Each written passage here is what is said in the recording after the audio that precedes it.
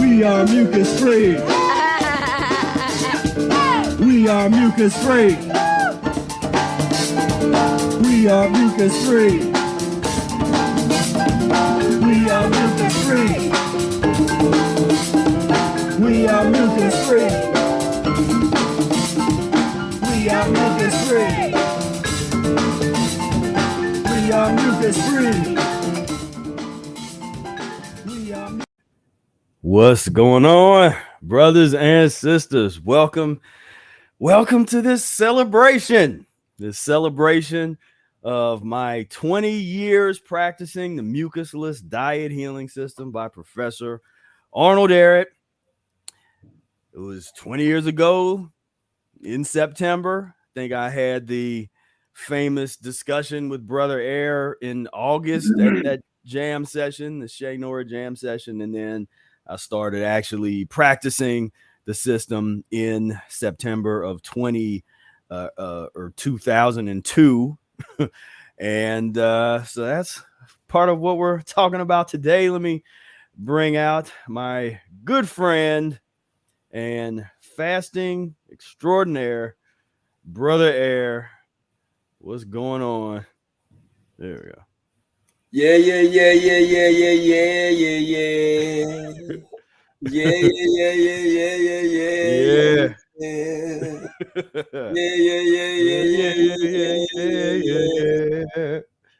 I don't know if YouTube will copyright this bull, but I ain't gonna say the words. Yeah. Well, yeah. So, I don't think we can say you can sing you can sing the song.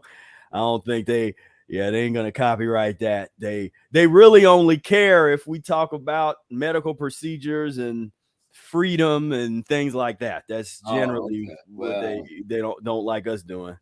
Well, you know, Pharaoh waited a day after he wanted to celebrate John's birthday. Yeah. Then he went to play with him. Right. He's like, yeah, I'm coming, man. So yeah. And the celebration of you doing your 20 years. Now you like legit. Like, I mean, now it's like legit. Like 20 years means something. Yeah. You know, and you were talking about the conversation. Wonder, you never say never, but just wonder if we wouldn't have never had that conversation. Yeah. No, it's very, very highly unlikely that I was going to run across somebody else that would have laid it out the way you did. And yeah, I don't think it wouldn't have happened. At least not in time. Maybe I could have heard about something years later. It'd have been too late at that time. And but yeah, no, everything kind of worked out because that was like a universe situation. Because you said you had your plane tickets to take your family over to Africa.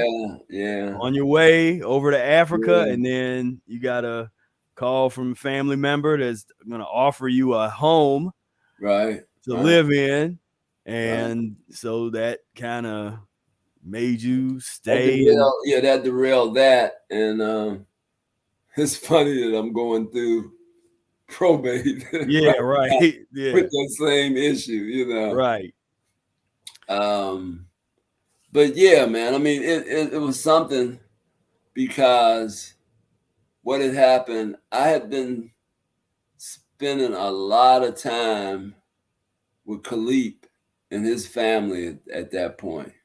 You know, it was like,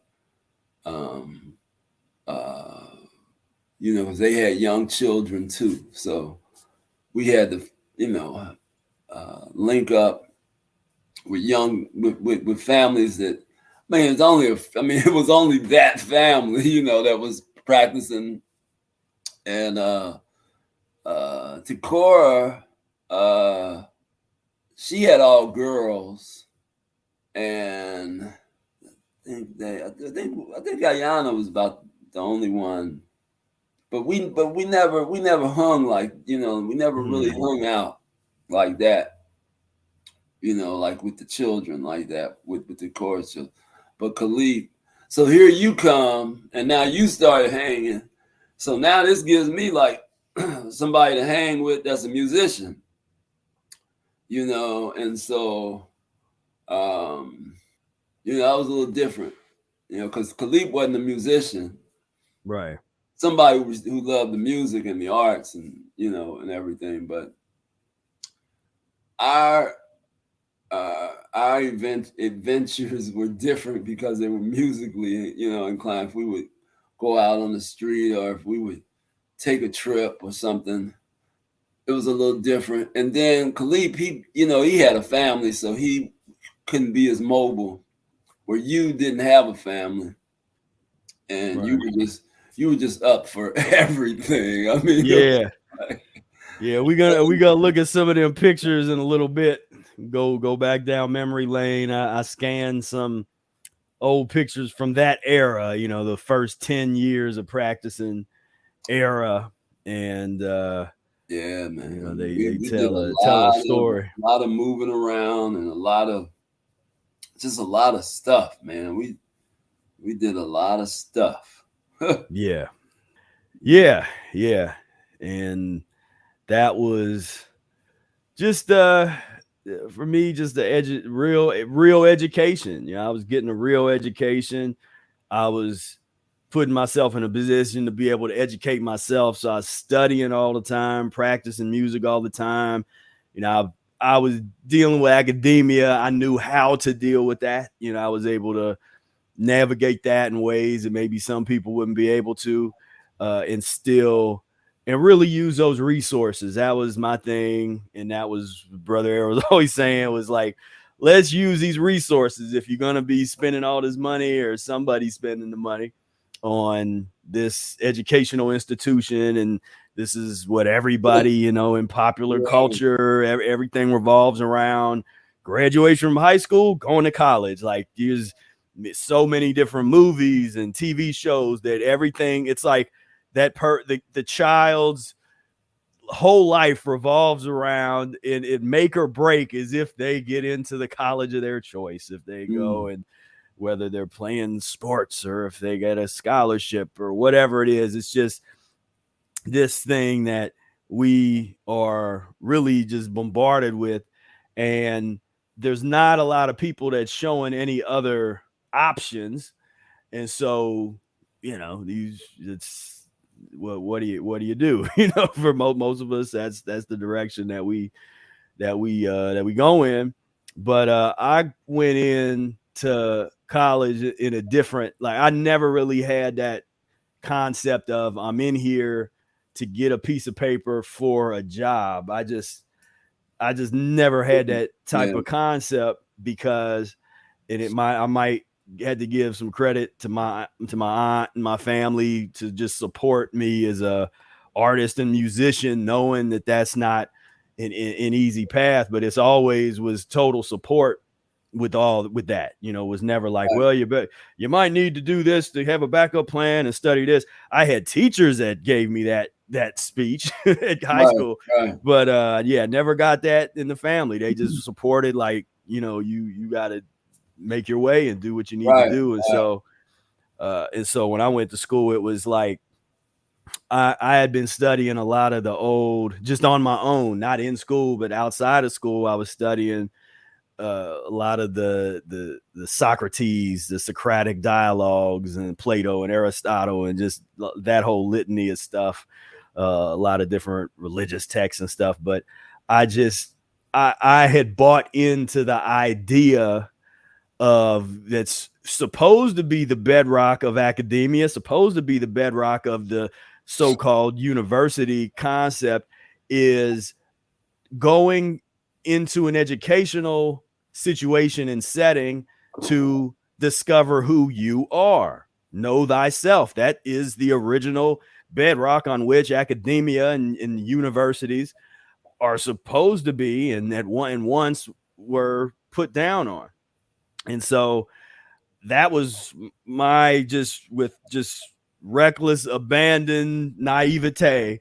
I just ran right into it with that idea. Like, I'm not going to worry about I worry about the making money or a job situation or something at some point. But right now, like, I'm trying to learn as much as I can, study as much as I can, and then after meeting Brother Air, get my physiology together. And then that took the whole trajectory, because I was already looking for that. I was already wanting to work on how do I develop myself and find answers to all these questions that I've been, the answers to human suffering.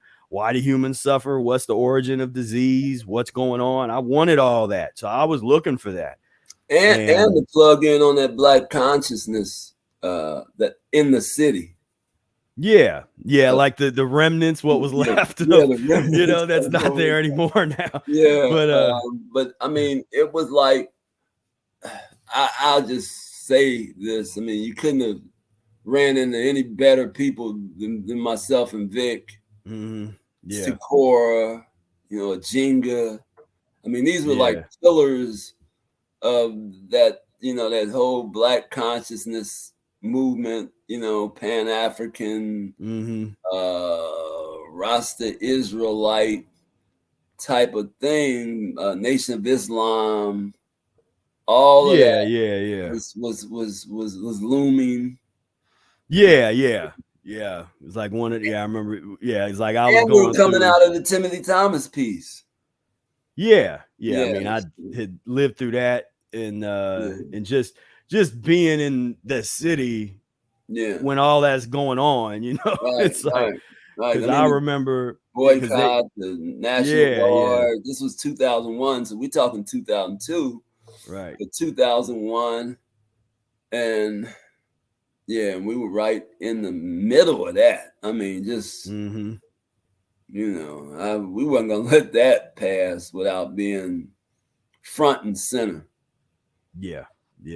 Like, and then you came along, and it was still happening. Well, because when I came along, it was still happening, but it was kind of dying down, and it was almost like you had made the shift to where now I'm not holding back on the physiology part in terms, like, talking about it, because I think before I got there, you were still trying to, you were kind of guide from behind, and music. I was basically doing do the music. You had the ear of the leadership, and kind of giving them some inspiration and direction. And by the time I got there, it was like, they had all pretty much fell off. They were giving us some of our demands, like, So we were, we were kind of like, going over, should we do this? Okay, we asked for this, and they're gonna let us do this, and and should we do this? Or, I mean, it was just a lot of, and even in that, they, folks wasn't on the one with each other. And I mean, it was just, and we pretty much, with the physiology piece, we pretty much was totally separate anyway. But because because I really gravitated toward that idea of, if you have any inkling of being a revolutionary, or having revolutionary thoughts, or thoughts about freedom, or improving the human condition, or conditions on this earth, if you're not talking about physiology and cleaning yourself up, then you're wasting your time. And that's the one thing that they didn't want to pick up on. They would give me an ear just because I was kind of in the catbird seat with the leader. Right. That was the only reason. If I would have been just somebody walking up, nobody knew, nobody, they wouldn't have. But since the leader gave it an ear, they were, trying to act like they were, concerned, or we were into it. But we were doing some things, man. We were doing some protests ourselves, and just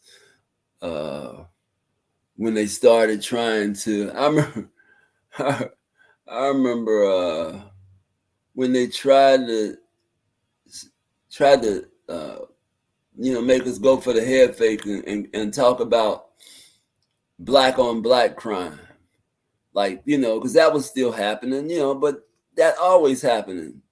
White people kill white people, black people kill black people, Chinese people kill Chinese people. Mm-hmm.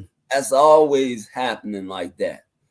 Yeah. So they were trying to, and we got up super early and made it out to the park, and they were having some black on black march. I was like, oh hell no. And me and my wife and the kids, and yeah, you came. I think you showed up. Well, Yeah. which the one when the white was out there, remember? Yeah. That was was that the one Vic came? Yeah, Vic came Yeah, that too. was, Yeah, Vic came, and he ended up putting me up on the. Well, because then that was like, because at that point that was almost where I just kind of half the time I didn't even know what it was for. It was just like if you was just like, hey, we're protesting something, we're over here. Yeah, here's the address. I didn't even care. I didn't care what it was about. I just like, all right. Yeah, I think that day was to catch them coming in because they were going to march from one place to another place. And we was like, man, we're going to catch these mugs coming into the park with that, trying to fake us out, black on black crime, when, no, we ain't done with Officer Roach yet. Right, right. That was white on black crime. Yeah. Well, they always, they always try to co-opt and turn it into the other direction. They used the little jive ass councilman. Used to try to be a little AAU boxer. Sam, what was his name? Sam. I don't remember any of them. He ended up being a councilman for a few years. And but yeah, he tried to organize that, and it was nothing but a political thing because Damon Lynch got there and said, man, this ain't nothing but a political piece, and so that's when remember when he called me up on the stage, he was like, man, just bring your sign. Right. And like, like whatever you want to say, just say. I mean, it was just weird. And so, I mean, yeah. The thing was. So here, this is get us into that. So this was the one, the famous protest outside of the barbecue, where they were giving all the poor people free food. Where was where was this? It was this at whatever this park was. Is that you? Remember this the one with we had all the kids with the protest. Oh, so Cora came with the K kids, and we made all these signs. There's Hanif, and so there's the Cora putting up some of the signs they made. They said eat, what does it say? Eat meat, maggot, mucus, and here's us playing. I'm hearing an echo. I don't know why. Yeah, I don't know if let us know if you hear it in the chat. I don't hear you. I just hear me. Oh, well, you don't hear me at all? No, I hear you. I don't hear you echoing. I just hear me echo. Okay. I mean, I don't know. Oh, Brady says that, yeah, brother Air. I don't let me see. I mean, I got the echo removal off. I mean, the only thing I could think would be to leave and come back in. Has it been echoing the whole time, or did it just start? No, just started when you put that on the screen. Oh, well, that might be because I'm sharing the audio too. Let me see if I turn the audio off. If it Hello? Yeah, it went away. Here, let me try this. Hello? What about now? Yeah, it didn't do it that time. All right. Yeah. So we out here, and let's see. There's a couple. Some of these pictures aren't totally in order, but there we go. There's Khalib, who we were talking. Sometimes we got to point out who these folks are. Not everybody knows, so we start telling all these stories, and then people are like, "Who are we talking about?" But yeah, that's Khalib and the kids here, and holding up the signs that here, and because so people understand, like this is like where was a community, some kind of park festival, like in the hood kind of thing. And they had brought in all this free food. So a lot of like homeless people and poor people were kind of showing up, but the food was, they had a pig on a spit, and they had like, I mean, it was just the filthiest food you could imagine. Given, and so it was like literally like, let's just keep these people poisoned. Let's poison all these poor black people. They have no clue. And it's celebrated. It was celebrated like they were doing this great thing, this humanity, all this feel good energy and all that. So we were like, oh hell no, we can't have y'all feeling good about killing people. And then this street, Reading Road, is the busiest street in Cincinnati. So, yeah. So it was like, I mean, car traffic up and down all day. So yeah, so people just had they were like, I mean, they just had to walk over to see what are these people protesting at this place that's supposed to be this celebration of whatever, of giving free things to poor people. Of ignorance. It was a celebration of ignorance. Celebration of ignorance. Yeah. And you can see here, this was a good shot. I forget what that said, that buzz confusion. I think, well, that was like the radio station Buzz saying something about that. People looking at it, walking by and just kind of like, just so confused, just like, what's wrong with these people? Why are they? Because this was a Saturday afternoon. So come Monday, they're on the radio talking about it. And they tried to play it down. Oh, nobody didn't. We made you feel. We made you feel conscious about that chicken or that barbecue that you was eating. We made you feel real conscious, because I know we did.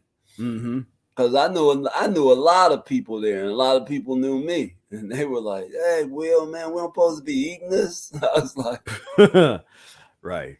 It's I was like, man, you see these sheriff cars, and so these was the same ones that was shooting at us, a couple of months ago down and over the Rhine, man. And now they buying you a barbecue sandwich on white bread. Get out of here, man. Yeah, you better think about that. And so here's another shot. This is just, I think this is on Main Street. I think we were playing. Oh yeah, we went down there, and we went down. It was like they were having, they stopped doing it. That something on Main. Something on Main, yeah. On Main. Yeah, some kind of thing. And we were in front of some business. Yeah. And, we were doing a lot of playing, man. And it was a lot of everywhere. I mean, it didn't matter, man. We would just play. We would just pop up. Yep. Chuck would be with us a lot of times. Yeah. Chuck would come through, and that period was. We spent a lot of time together. That's what people don't really understand when they think that we was just hanging out, but we hung out. I mean, we was hanging all the time. Yeah. Yep. I mean, all the time. Because pretty much, if I wasn't at school, I was working on school stuff. I was over there with you, or going somewhere, playing somewhere. Or something. We were doing something. Yeah. This is the so this was the first this wasn't the first best band in the city, but this was the first one with Ryan. And this is real close to the birth of Professor Spira. Like, this is right around where I started, where that name, where I was transitioning into the Professor Spira type of mode here. And because I think this might have been actually the first performance with face paint. Okay. and like with kind of outfit type of thing. Yeah, we want to And offer Ryan some condolences. He just lost his mother yeah, about a week ago. yeah, A couple yeah, of weeks definitely. ago. So that's, Yeah. that was happening. And when all this was happening, I mean, we were back and forth. And I mean, and Ryan was a real big integral part of what we were doing. Mm-hmm. Oh yeah. Yeah. So, Yeah, yeah. This was the the the days here, and this is back to that protest. Grilling is killing. And yeah. it was like to see like here's a young brother grilling is killing, and then it was kind of like someone that just that they have did a disservice with what they fed her growing up, and just to show that juxtaposition there of like different worlds, just it's like whole different reality from your barbecue reality to your fruits and vegetables and animals reality is just like a total different. So 20 years, and we keep taking the gloves off. Mm-hmm. You Yeah. know, now we down to the skin. Yeah. Yeah. Like we really serious now. The scamdemic, excuse me, scamdemic really showed Mm-hmm. us that. Well, for me, and I think it was clear. It really showed us how many zombie like stupid people that it is around us. Right. I mean, where you think this, everybody's not up, man. Man, I mean, we are surrounded by zombies. People who hear, feel, have no kind of sensitivity toward, I mean, they do whatever they're told to do. And Mm-hmm. that's very dangerous. Yeah. Yeah. To be around people like that, and you calling them your coworkers or your family. I mean, they can be told to do something to you that they won't even understand that it's directly, you know what I mean, it's directly about hurting you. They will be so bamboozled because that's just how they think. But that scamdemic really showed you just how many stupid people there were uh, around us. I mean, it's Yeah. I mean, it was I used really to sad. go ahead. My bad. Well, yeah, no, just really sad, man, because we had a real similar kind of experience with that because I went into it optimistic at first just because that's how I am or how I was, and this the humans broke me, man. I lost my I had to grow up, and they couldn't be naive no more. I had to just realize, man, these folks are gone, They're gone, man. and And it's like I used to try to. I mean, like my thing is like, I hate to say it, man, but it's just I found myself in situations where I was just hating being around people. yeah. Even little kids, like, get them away. Just, just even children, man. It was. I mean, I was like, oh man, it's just done got that bad for me, man. Like, it's just like zombies everywhere. It's like an outbreak. Like nobody has no heart. Nobody has no kind of wanting something different, Mm-hmm. wanting change. So, I'm just a real, you know, uh I'll say bittersweet person, because the sweetness is in that I know the truth about my breath. Yeah. So that I'm a winner. Right. You know what I mean? Um I know what side I'm on. I know what is in store for me. But at the same time, I'm just not where some people can be sociable with. the general public, and I'm not there no more. I'm done. I'm done with my fellow citizens. You got to prove to me that you deserve any kind of respect for me. Just even say hello to you. Now that's where I'm at. Like, just leave me alone. Yeah, Do what you're supposed to do. If I need gas or whatever, just pull in. Pump the gas or what. You know what I mean? Let me get out. I don't need to have no discussion with you. I don't need to be.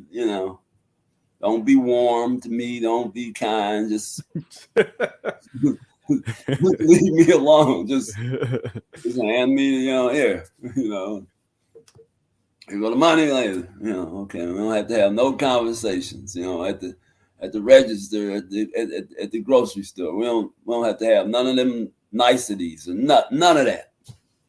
None of that. None of that. I'm not gonna run into a bunch of sisters and speak anymore. I'm done. I'm done. I'm like, hey, say Queens, how y'all? The hell with y'all. I'm done with all that. Yeah, and it's because of this attitude. It's like nails on a chalkboard. It's a lack of attitude. No attitude. They don't have an attitude. Their thing is like marshmallow, mush. They don't. Yeah. Whatever comes at them here. Yeah, I'd love to work 30 years for some place. Yes, so, they're just happy with their little, with their job. There's nothing more than here's some kibbles and bits, and then we open the gate, let them out, let them go for a walk, let them be a little mobile, and let them perform, or it's just like little pets, and then put them back in the cage, and here they come back the same, treat them like shit, and then here they come again, come Monday morning, they're right back at it, smiling and trying to act like I mean, we live in a reality where, well, I mean, it's been like even worse than this in other places. We're kind of, America centric oftentimes, because that's where we're at. As we can talk all about sweatshops and modern day slaveries and all that kind of stuff. But in a place that's not supposed to be like that, you have one of the richest corporations on the planet that put so much pressure on people that they have to wear adult diapers while they're working. That's pressure. That's pressure. I mean, and it's not like you're getting paid, you're talking, whatever they make, 15, 17 an hour. Somebody could correct me if I'm wrong in the chat, but and people know we talk about that's the Amazon lifestyle. And I know maybe it's not like that at all of them, but like just the fact there's too many of those stories public that's real prevalent, and they just, it takes the humanity out. But that's what who wants to be free? That's the question. How long are you gonna? Everybody talks with great consciousness. Oh, they know about all this conspiracy and everything that's going on, and what they're doing is they have plans. They have plans. It's like when they 30s and they 40s, now they 50s, they still got plans, and they 60s, they still got plans. They're gonna be free one day, to do what? Especially if you're not dealing with your physiology, which you're not, with most of them are not. This isn't a priority. This physiology thing, like with us, it's a priority. With them, it's just something, I'm a little healthy. I'm a vegetarian. I'll go and, I'll go to the vegetarian restaurant, and, I'm healthy. Right. I'll go work out. You know, it's not enough, man. We got to be like like soldiers, like soldiers, knowing that we're in a war. Yeah. We're in a war of of being put in a zombie state. Is that what you want? Is that what you want for your children? Is that Mm. what you want for your children's children? You better do something now. Now it is the time. Now is the this is the move. This is the move you make right now. Yeah. Yeah. This is your moment. There This ain't no is waiting. It's like, because we've been very consistent as we talk about the history and everything that we've been doing around, what was it, 2005? Was it man. 2005 or 2006? We had the radio show. We've been We on had this thing, man. We've the been trying to. We've been doing what we supposed to be doing. mm, So um, you can like us or dislike us, and there's those who out there that dislike us. They dislike us because we so on our shit. That's why they dislike us. They don't bend. They don't go this way or that way. They're just too. Yeah, that's right. yeah, That's yeah, why we two right here. That's why we right here tonight, 20 years later. 20 years later. Yeah, 'Cause we're not bending. yeah, We're not bending. So that's it. And I want to let everybody know there's a unique opportunity. So we're opening up the doors here for a limited amount of time. Got the coaching program going on and a free 15-minute coaching call with one of our mucus-free coaches. There's only a couple of us out here. So mm, if this sounds like it's something that you might want to plug into or that you can benefit from, 100% free. Just hit the link. You can go to mucusfreelife.com/free coaching call and follow the links there. I'll get post the link in yourself a moment. together.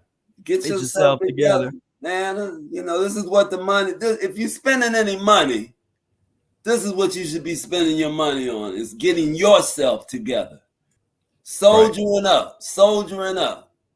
Like we got the weapons for you. I mean, we got the weapon.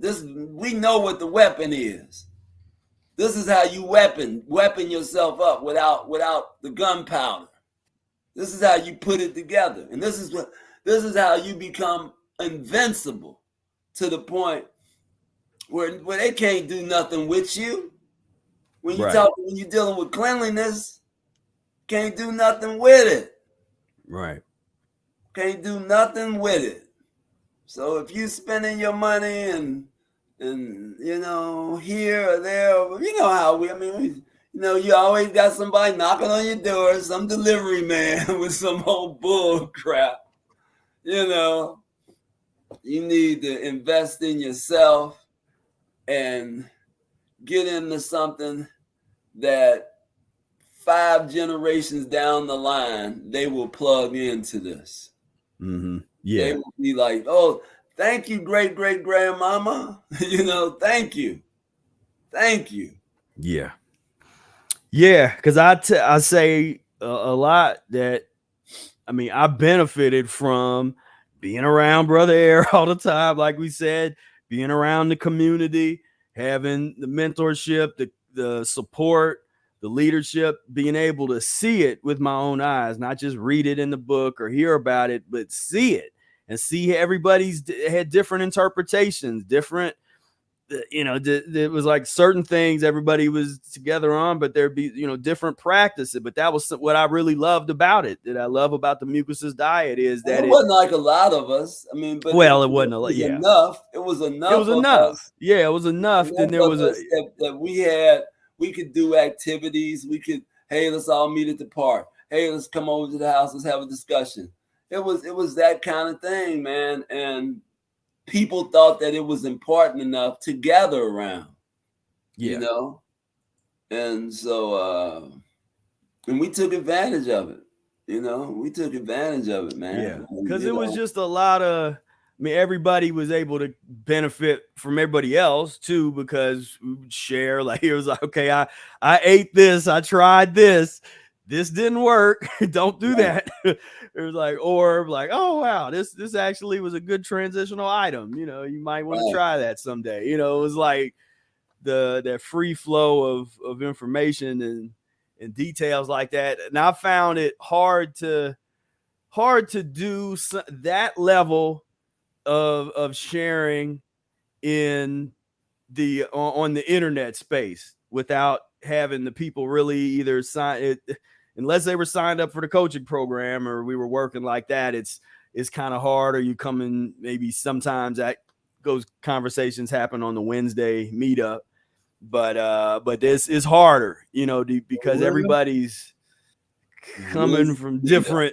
different realms. And That so thing went to 6 in the morning, man. The other the week, other this night, past yeah, week, yeah. man. I I wasn't on it, but I had it on, and I look around. There was still folks was on there at 6 in the morning. It was wow. So, but yeah, man.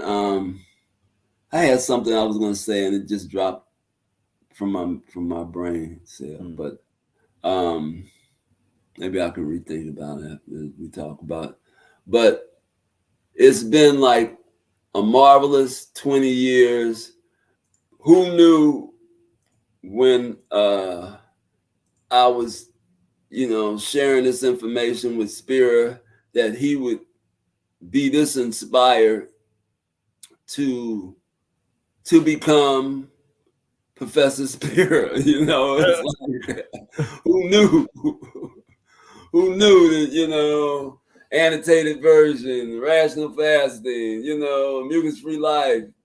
Who knew? But that's what you do is you share Yeah. I mean, we learn that you share it. You give everybody that one shot. that one You share shot, them that one that one time, shot. and to at least expose them to it. Because And that's because Ryan had heard this information before Spira had. you would, yeah, like 6 months prior, you Yeah, had seen him at Mars Music and yeah, had gave him the whole spiel, and yeah, he became vegetarian for however long it was, yeah. He was for a checking it few out, months. And and then he ended up, I mean, when you by yourself and he's trying to figure it out by himself, sometimes that happens. That's why it's so beautiful now. It is a community that people can bounce things off of each other. mm, But that's what happened. He was into it, and then he kind of just, wasn't into it. But then once Spira got into it, he was right there, mm-hmm. and they became, this infamous, duo. Yeah. I mean, it was, yeah, yeah, yeah. That was the Yeah. So those was the days, man. Just yeah, me, man. just just wreaking havoc in college conservatory music, just really making all everybody hate the hate they hate us until they love us. Like it was like, I mean, we made a hate us so much that they just started loving us. By the Yeah, end, yeah, it yeah. was like we left on good terms. That was the closest thing I came to being in academia. Was being up there all the time, and like you say, they hated us when we. What is going on? Who is all these folks with all these locks and this and oh, then all of a sudden they started loving us. I mean, it was like, it just they seen that that's something that they could feel a vitality in, but they didn't know that it was vitality Yeah, that yeah, was they that did. was reeking all over that place. Yeah, And we had nicknamed the place the morgue. right. You know, because there's one is freezing down there because it was Yeah, in the basement, and then yeah, some frozen people down there, yeah. So and yeah, so yeah, I was having them, when they would see Hanif with us, it's like, man, bringing these little young children up, yeah, like little kids is coming in here, and like what's going on? you know, Yeah, uh, you and know. yeah, so it was deep. Yeah, and that when we came up with the name Bet BBC Best Band in the City, and somebody I put up those flyers and people were scratching it out and like, no, it's not. It's not the best band. Best band in this, yeah, and yeah, we were doing all kind of things, man. That was. It's the Sunny's era. This was Del Oh, Feo. yeah. I wish I had a picture. I couldn't find my picture with Mulgrew. There was a picture of him playing when he was Oh, okay. when he was playing. This is the second week with Ryan at the and this is pretty much full. By this point, this is like the birth of Professor Spira right here. I kind of give like the week before was kind of getting warmed up, but by this point, this is where I'm getting on the microphone and people are getting up and walking out. Walking out. Because I'm just like, It's like, just yeah, it's no filter. I'm just like look at that look at that dead animal that's in front of you on your plate. It's killing you. Like yeah, it's it was, out music going behind. People yeah. just getting up like, okay, it's time He, to go. he hadn't quite got his presentations together. Yeah. I hadn't refined that yet. That was new. It was new to that, and so we were, He was just hollering. He was just hollering at everybody. yeah, pretty much.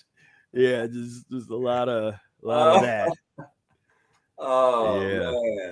man, being in the back, I'm back there playing drums most of the time. It's just funny just watching people in the front, just like, oh man, what is he talking about? This was in Chicago, the Taste of Chicago. This is the famous Taste of Chicago trip. Oh, okay. And please support live music and see all them portalets. Because that was for me. I mean, that was really heavy when I started having those experiences. Because a lot of those I was fasting, and just to be so close to having come from eating horrible food and the old lifestyle, and then I'm at an event that's a celebration of gluttony, and both of us are here playing music to these people while we're fasting. Right. And it's almost, it felt like some kind of penance or something. Like it really felt like this is like a penitentiary type of, like, this is your duty. This is your sacred mission, is you're playing music for to pay reparations for, because you used to be here, like you would have been here eating. Now to pay the reparations, you're here fasting and So that's a playing music for the people.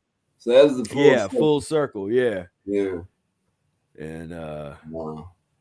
Yeah. Yeah, man, that was, and there's some days ahead that we're gonna, have some experiences to talk about. So we're not done. Yeah. No, it's not it's done. gonna. We just starting. Just getting warmed up. Starting. Yeah. What do you say? Where'd you get a load of us? Yeah. Yeah. Here's an old Lomax picture here. This is Lomax. We got Loving Stars on the gig, and we got Quinn on the gig, and Whitey's back there. That Lomax gig came out of me saying to Ryan and you, like y'all should play in an R&B band. Yeah, y'all should play some R&B, being a funk band. You know, get in a funk band, just get that little vibe out the way where you can, you know, where you can get that. And, right. And it couldn't have been nobody better than Lomax and his Yeah, wife. yeah. I mean, you just yeah. Here's that picture of camping in the Chicago garage. We got the lemons, we got the juice. Yeah, and we with the door open outside the little fire escape balcony. Oh, man. And because we would go, this is like a 24-hour thing, you know. We're just waiting to do our thing, like we go play. Yeah. Right, yeah, we just waiting yeah. until we can go play. Yep, we got all the gear, you know, everything just stuffed in the trunk in the back seat. He's up there just, oh man, that was something. But that's what we're talking about. We still there. Yeah. We still got that same, you know, like, you know, let's. Yeah, it's like we've refined like we're ready to go there. We're ready to go there. Yeah. I mean, we've refined the vehicles to make it look. At least I have. You know, it's like I got the van, so I can make this is real easy now. You know. Yeah, more comfortable. Yeah, but yeah, it's still. But this is what we talk about, like an attitude. Like this is an example of what we're talking about. Like this kind of attitude of we're gonna do what we want to do. You know, we're not gonna live on our knees. We're not gonna live as if we are slaves, right? Worrying about what everybody's thinking about us and worrying about what the police gonna say, and is it okay to do this? Am I allowed to do this? It's like, will I make enough money to pay my bills? Yeah, will I make enough money to, like, it's like nah, you just make enough to get home. You're gonna make it's like you at least gonna make enough to, you know, get home. And you know, we just wasn't thinking like that, you know, as we're getting our license to play music in Chicago on the street. Oh yeah, I remember that. Yeah. That's back me with Curtis Fuller, back to the college vibe, you know. And that was the thing that was really great about being, or one of the things really great about just being in the program that I was in musically was at that time too, because it ended after I left. I heard it stopped happening as much, which was all these famous and just like legendary musicians were coming through, and I got a chance to spend time with them. And a lot of these folks are no longer with us, and so I was able to kind of just vibe, just get that vibe, get that wisdom of the tradition. There's still a passing down of wisdom. It's not just about, because when you get with those folks, like, there's, whether they say it or not, there is the understanding that it's not just about sitting and playing your instrument all day and learning all these different things and playing real fast. Like there's a soul element of cultivating yourself, because a lot of these guys were brilliant. They did study, and somebody like him, and it doesn't happen as much with the younger musicians, but with people like him, this is Curtis Fuller. He knew about the Mucusless Diet Healing System. You know, Mulgrew Miller knew about the Mucusless Diet Healing System. Like, I would meet these guys that would not, they might not have did it or practiced it, and I gave them a book and tried to encourage them to take another look at it. But it was like they knew about it and they weren't adversarial toward it as much. Oh no. You know, especially Mulgrew. Yeah. Because I would see him on a K every year, almost after that, and he was just always embracing like y'all the Mucusless Diet people. So y'all the one that's doing right. You know, he was like, he knew what we were doing was right, and he knew he needed to be doing it, but for some reason he couldn't put it together. Right. Kept having strokes, and it's just boy. I mean, that's a mindset to go through having a stroke and not feel that that's enough to make you get it together. Mm-hmm. I don't know what that is, because I mean I don't live that life, but man, Yeah. Yeah. Yeah. Got to be something, man. When you can't force yourself into getting it together like that, And Here's one when I went to see Slide Hampton play, and I got to play for him. That's my story of where I just really, I just know I sounded horrible when I played for, because I was going through an embouchure change and my lips were all like, it was rough. It was just rough even playing some notes. And then I'm nervous because he's one of, I mean, I'd been listening to him since I was real young. I just happened to have, had got a CD of his that I used to just play over and over and over again. And but that was one of them stories where yeah, Slide Hampton, man, just a total virtuoso on the trombone, jazz trombone. And I don't know why this popped back up. Yeah. I think a lot of musicians have that story where they meet one of their musical idols and play for them and just sound bad. It's just sound horrible. I'm just like, I got after that, I was like, man, I'm imagining that in his head he's just thinking like, all right, man, go. You might need to do something else. You might need to get in. I might want to go check something else out. Some nights you just not on, man. You just. I remember I did something, and who was it that said I had to listen to some albums to remember that you could play. Right. Like I had to listen to some recordings. That's what it was. I had to listen to some recordings to remember that you could play, Like, damn. Nothing said. Just who said that? I'm trying to remember who said that to me. But I had done some recordings or something. And they were like,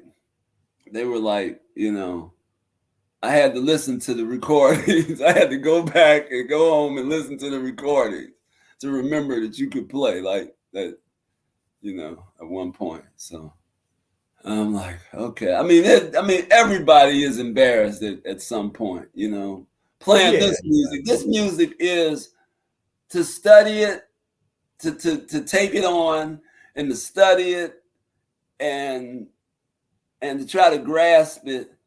It's you got to have a thick skin, because boy, people are gonna just they're gonna rim you, right? Because it's a hard music to play, and it's a hard music to excel at.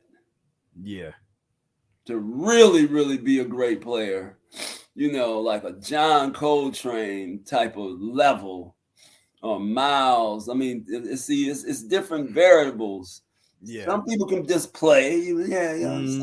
Sound good. Yeah, okay, yes, sound good. But to excel at that is a real hard music, man, and that's why it takes.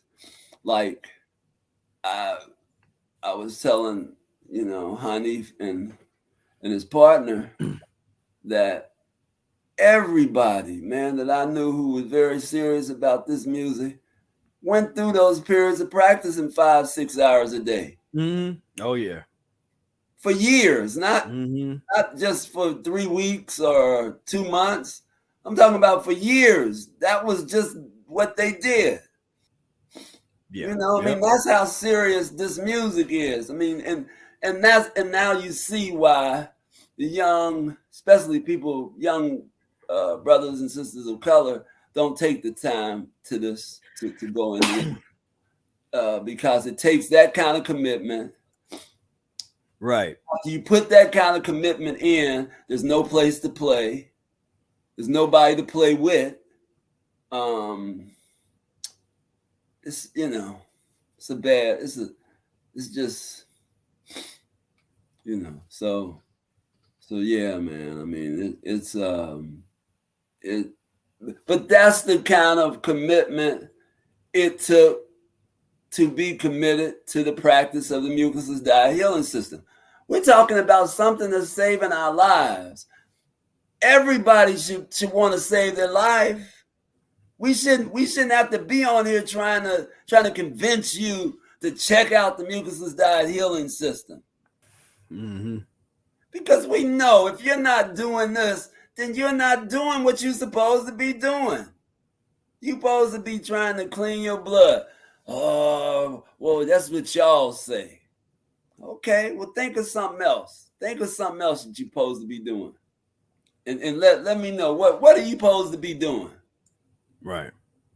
You can put it in the chat, whatever, what else is it to be doing?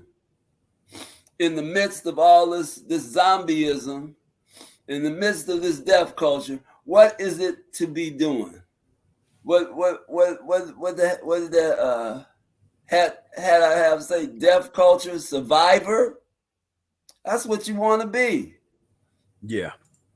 If you don't get the people that's died, you're not gonna survive this death culture. Yep. And I will say we're the ones that we've been talking about death culture for 20 years or you longer. It's so many. Look, no, it's because I've been noticing there's people coined the phrase. We done, Yeah.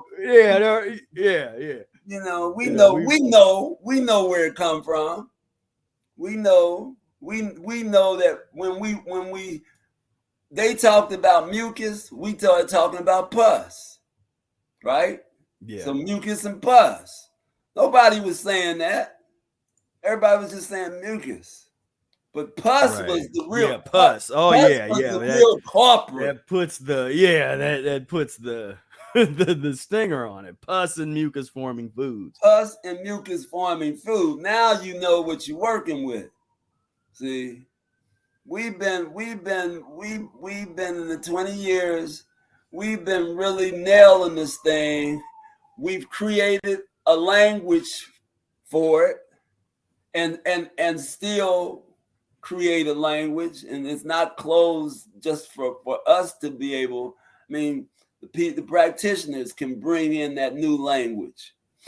We're always open for new things, but that's what we're talking about, man, is we really are still as serious about this as we were. I mean, Spira, no, I was serious when he met me. Mm-hmm. Well, I mean, and that was one of the stories that impressed me. So I probably should, for people that hadn't heard the original story of how Brother Air told me and Ryan about the Mucusless Diet. We was at Shea Nora, which is it was like a restaurant, and they would have live music there. They had a little stage and piano, and so we were there at a jam session, the Irwin Stuckey, and it was in between the sets. They had this buffet over there just set up. And me and Ryan, we're going to take advantage of free food every time there's free food. It's on. And so I didn't have no pride. I was not the type of person that would leave something for other people. I'm taking it all if I see it. And so I went up with my plate and I piled on all these chicken wings and whatever else they had there. And so we sat down and we're sitting across from Brother Air, and I'm just eating this chicken wing. And I just see this face. His Brother Air had been trying to not talk about the diet because I'd known him for a year and he really hadn't said anything about it that I remember. And so his face just changed, and we're sitting there eating, and then he just starts kind of talking about, like, just asking questions about, that would lead you into the logic of the mucusless diet and just thinking differently. And as he, like, maybe a few minutes into him talking, I don't know how long into him talking, I'm like eating it slower and slower. Like, he's saying something and I take like a bite and I'm kind of looking down at it like, and it was like, that was the beginning of the end of the pus lifestyle for me. And we ended up, after the jam session, I think we were talking for 2 or 3 hours, just standing on the corner outside of the club. And it was after that got the book. But what really, one of the things that impressed me about that discussion was Brother Eric talked about how he had did a whole year eating nothing but fruit. And he had just got done doing a fruitarian year. And he gave the disclaimer. He's like, I'm not telling anybody else to do that. I'm not trying to, push other people saying, and that's what you need to do. He's just saying, I did it. And so I just disproved all of these nutrition theories and these concepts of what you supposed to not be able to do and can't do, and the fasting and all. He's like, I'm a testament to all of that being garbage. That all of it, that we throw all of it out. Right. Right. You have to get in the game and to really understand and to come up with real empirical truths that can put this stuff, because they walk around with the white coats on and the diplomas on the walls, and they make you think they're just infallible. Mm-hmm. That everything they say is the truth, and I'm just saying that 99.9% of those folks with those PhDs up there, and the medical MDs have never done what I've done. And they would say what I would, if I was to tell them about what I wanted to do, they would not suggest that I do it. Well, and you tell them what you did, and they say that you couldn't have done that. Well, I wouldn't even tell them what I was doing, because it wouldn't even matter at that point. It's like their thing is, but just to go to them and tell them, like, yeah, I want to do this. I want to. Well, I had one of the doctors tell me about doing enemas frequently like that. Mm-hmm. Well, it depletes your electrolytes. All right, what's an electrolyte? They're just making up shit now. Let's just make up some other shit. What's an electrolyte? See, we just make up shit. We're just gonna make up something. We're gonna make up something, and now we made it up, and now it goes into the to the European journal as there's a such thing as an electrolyte. We can explain it. They have a definition about it, and it lives from now on. Electrolyte. Okay. Well, let's see. I think Christopher, he was asking, why is an enema so taboo? Why is such a taboo to get an enema? Because you can heal yourself, and because it's too powerful. Too powerful. You can heal yourself, and you don't have to go to hospitals and keep them in business. Yeah. I mean, look, we're not talking about the trauma situations like car accidents and stuff like that. Let's take all that stuff out of it. Mm-hmm. But we're talking about probably 80% of people in the hospitals right now, if they would have dealt with their diets and if they would have had information about what they were eating and how they wouldn't be there. and they definitely wouldn't be there for long hospital stays if the doctors immediately changed their diets when they came in. Oh, my stomach. Oh man, I'm throwing up. I'm doing okay. So what you been eating? Oh, I've been eating. Man, they know what you've been eating: macaroni and cheese and turkey and liver and all. Okay, so we're gonna change that. And they give them the information. They give them Mucusless diet, or they give them something similar to that. And what's the problem? They'll never see them again. Right. Can't have that. Right. Can't have that. Yeah. Hell, we got to keep you coming. We got some medication up in here for you. We got to give you a shot. We got to keep you on all this medication, keep you medicated up. Right. Keep you drunk and stupid, zombie-like. Because this is where we make zombies at. Mm-hmm. That's what our mission is, to create zombies. So, it's like, man, we're on a mission, man. We're exposing these vampires. We're exposing them. Yeah. Yeah. I call them murderers.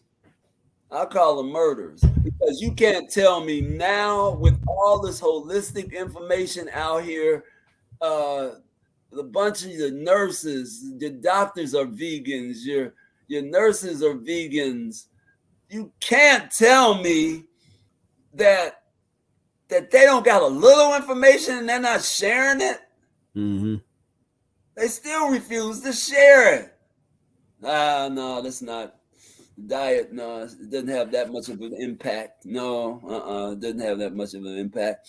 And it has all of the impact. It's where it starts and it's where it ends. Mm-hmm. So yep. I don't have a problem calling them murderers, because I mean they've murdered more people than the country itself, like with homicides and all like that. Mm-hmm. Them hospitals have murdered more people than any country or city with homicides. Mm-hmm. Yeah. Yep. Who wants to answer this in the chat? What type of enema do we think is best? What are the alternative enemas that are also effective? You said what type of enemas? Yeah, what type of enema do we think is best? Well, it's only, I mean, I mean, when you say, they're talking about like the coffee and all that. Just stuff. Different type, yeah. Oh, well, I know what's the best. For me, the best is lemon. So, I know what the best is. Well, I was telling people to answer her in the chat. Oh, okay, yeah. And Brady did say lemon juice and distilled water enemas are the best in my experience. Undisputable. Now we got the Kalima board camp. I'll give a shout out to the Kalima board camp. It's like, well, yeah, I mean, that's a I mean, well, they still use the. I hear they still. Well, use the lemons too, right? Yeah. I mean, it's more diluted, with that much water, unless you really pump it a lot in there. Right. But I just look at them as just different tools. It's all part of the toolbox. They are. They are all part of the toolbox. I want all of the tools. I'm gonna get one. One is coming, and I want a pot. I want an enema pot, a bucket. I want one of those. So I want to have everything, just to have it, Yeah. Exactly, because that's our stuff. Because I've been on doing interviews, and so I can't always share my screen, and so I have to. I printed this out so I can put it up, and I think I was on an interview the other day, and I put this up. I think I scared them. I scared Oh, them. wow. Yeah, well. They were like, what is that? They were like, man, put that down. I don't want to see that. I was like, all right. Yeah, okay. Well.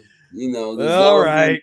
the zombies, they can go and ride the spacewalk or something at King's Island and stuff. They can do all that, but to look at what's inside of them, they have a problem with that. So keep showing it.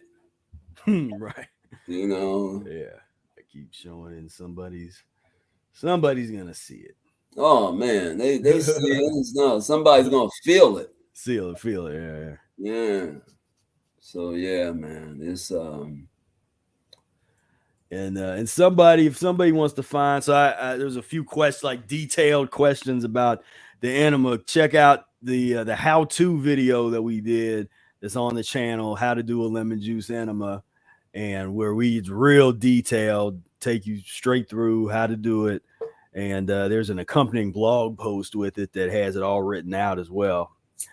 So I recommend checking that out. If somebody wants to share that link, feel free to do that in the but chat. if nothing else, if you can just go and grab you if you have never done one and you listening to our voice, you can just go to the drugstore now, like after this program, or grab you a hot water bottle with the enema attachment and get busy.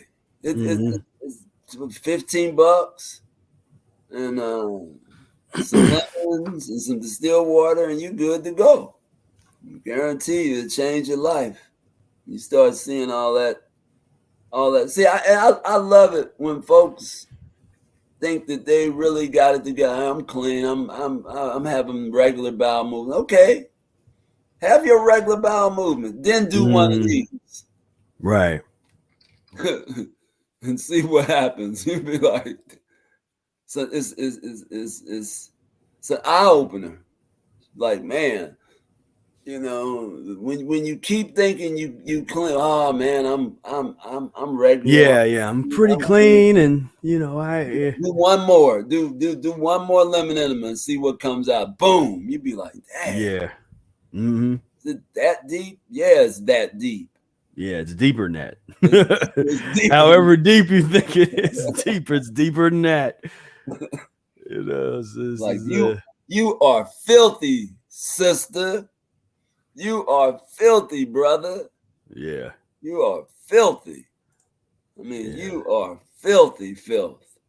And I know people hate. No, we're not exaggerating. You are filthy. So get it together.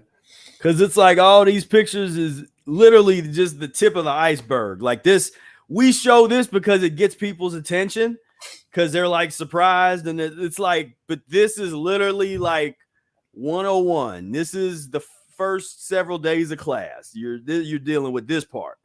This is like the easier part to deal with, And once you graduate from this, then we can really get into some more serious discussions that wouldn't even make sense to have right now, on these public type of forums. And then you might be so disgusting that anything up on these pictures what's inside you might make this look like just some little kid stuff. What you say, greasy kid stuff. Right. You could have some stuff in you, but that could scare the whole neighborhood. Be like, whoa, right. What is that? So, you better start cleansing. My video's up on here. Huh? I made it. My image made it into the mucoid plaque search here on Google. Wow. That's always nice when they accidentally let one of my things through on Google. Aren't you deserving? You're the but they like to suppress my stuff so that it doesn't, so that the least amount of people can see it as possible. Well, but this is where the rubber meets the road, where the pus and mucus meets the toilet bowl. Well, yeah. Like I say, I know anybody who's checking enemas out for the first time, not even the first time, you need to be doing one a day, one every other day, one every 2 days, once a week.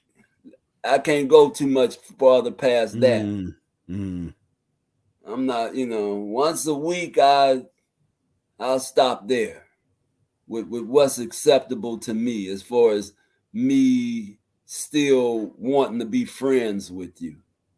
you know, still want to socialize with you. At least once a week. You yeah. know, I'll go there, but every other day, every 2 days, every day. I'm an everydayer, so you know, Yeah. What's I'm the just core of 10 times a day? oh man, jeez. I had the other day I had done like two already, and we started talking. She had done four already. Hmm. I thought I was doing something. I was like, yeah, done two. I was gonna do another one. So I was going through some serious elimination. And she had done four already. I was like, I ain't even I ain't even gonna try to keep up with the core because that if I do 10, she'll do 30. Hmm. So I ain't even gonna go there. Just keep it to myself. Know that I'm gonna get one in a day. That's a definite, you know. So so Yeah. other than that, man, what's happening in the deaf culture, man? What is it? Is there anything to be to Well, to, there, well, I mean, there's nothing good happening. I definitely tell you that. There's okay. nothing good happening. We're looking Well, at we a got 20 years in. I mean, we yeah, celebrated yeah, 20 yeah. years, so maybe the people who are there, maybe they have did they congratulate you yet? Maybe you can, Who's send that? still who's ever there, who's ever writing stuff, or they can wish Oh, you. yeah. Oh, they've already been doing that. Oh, Yeah, okay, in the okay, chat. cool. Yeah, yeah, Yeah, cool, cool. yeah. 20 No, but it's years, man. yeah, It's a beautiful thing.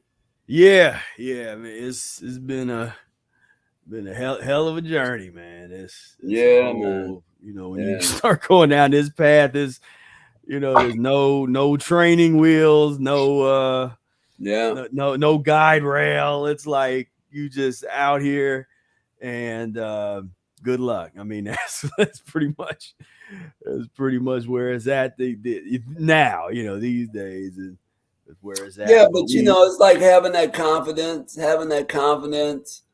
of and what gives you confidence is that you practice it and you start transitioning and then you start seeing what is the truth. It's like, yeah, wow, okay, I'm doing this. Okay, wow, this man, I feel better. Man, this is happening. This is happening. Eric was right on. He was right on. hmm, He was right. This will happen. This might happen. This is definitely gonna happen. right. So Eric laid the book out, man, and the instructions for how to do the system is pretty straight ahead. And if you stay with it, you're gonna get good results.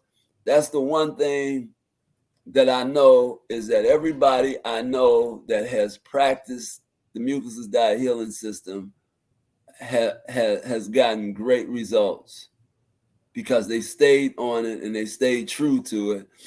And Eric, Eric's his knowledge about physiologies being different, but yet so alike.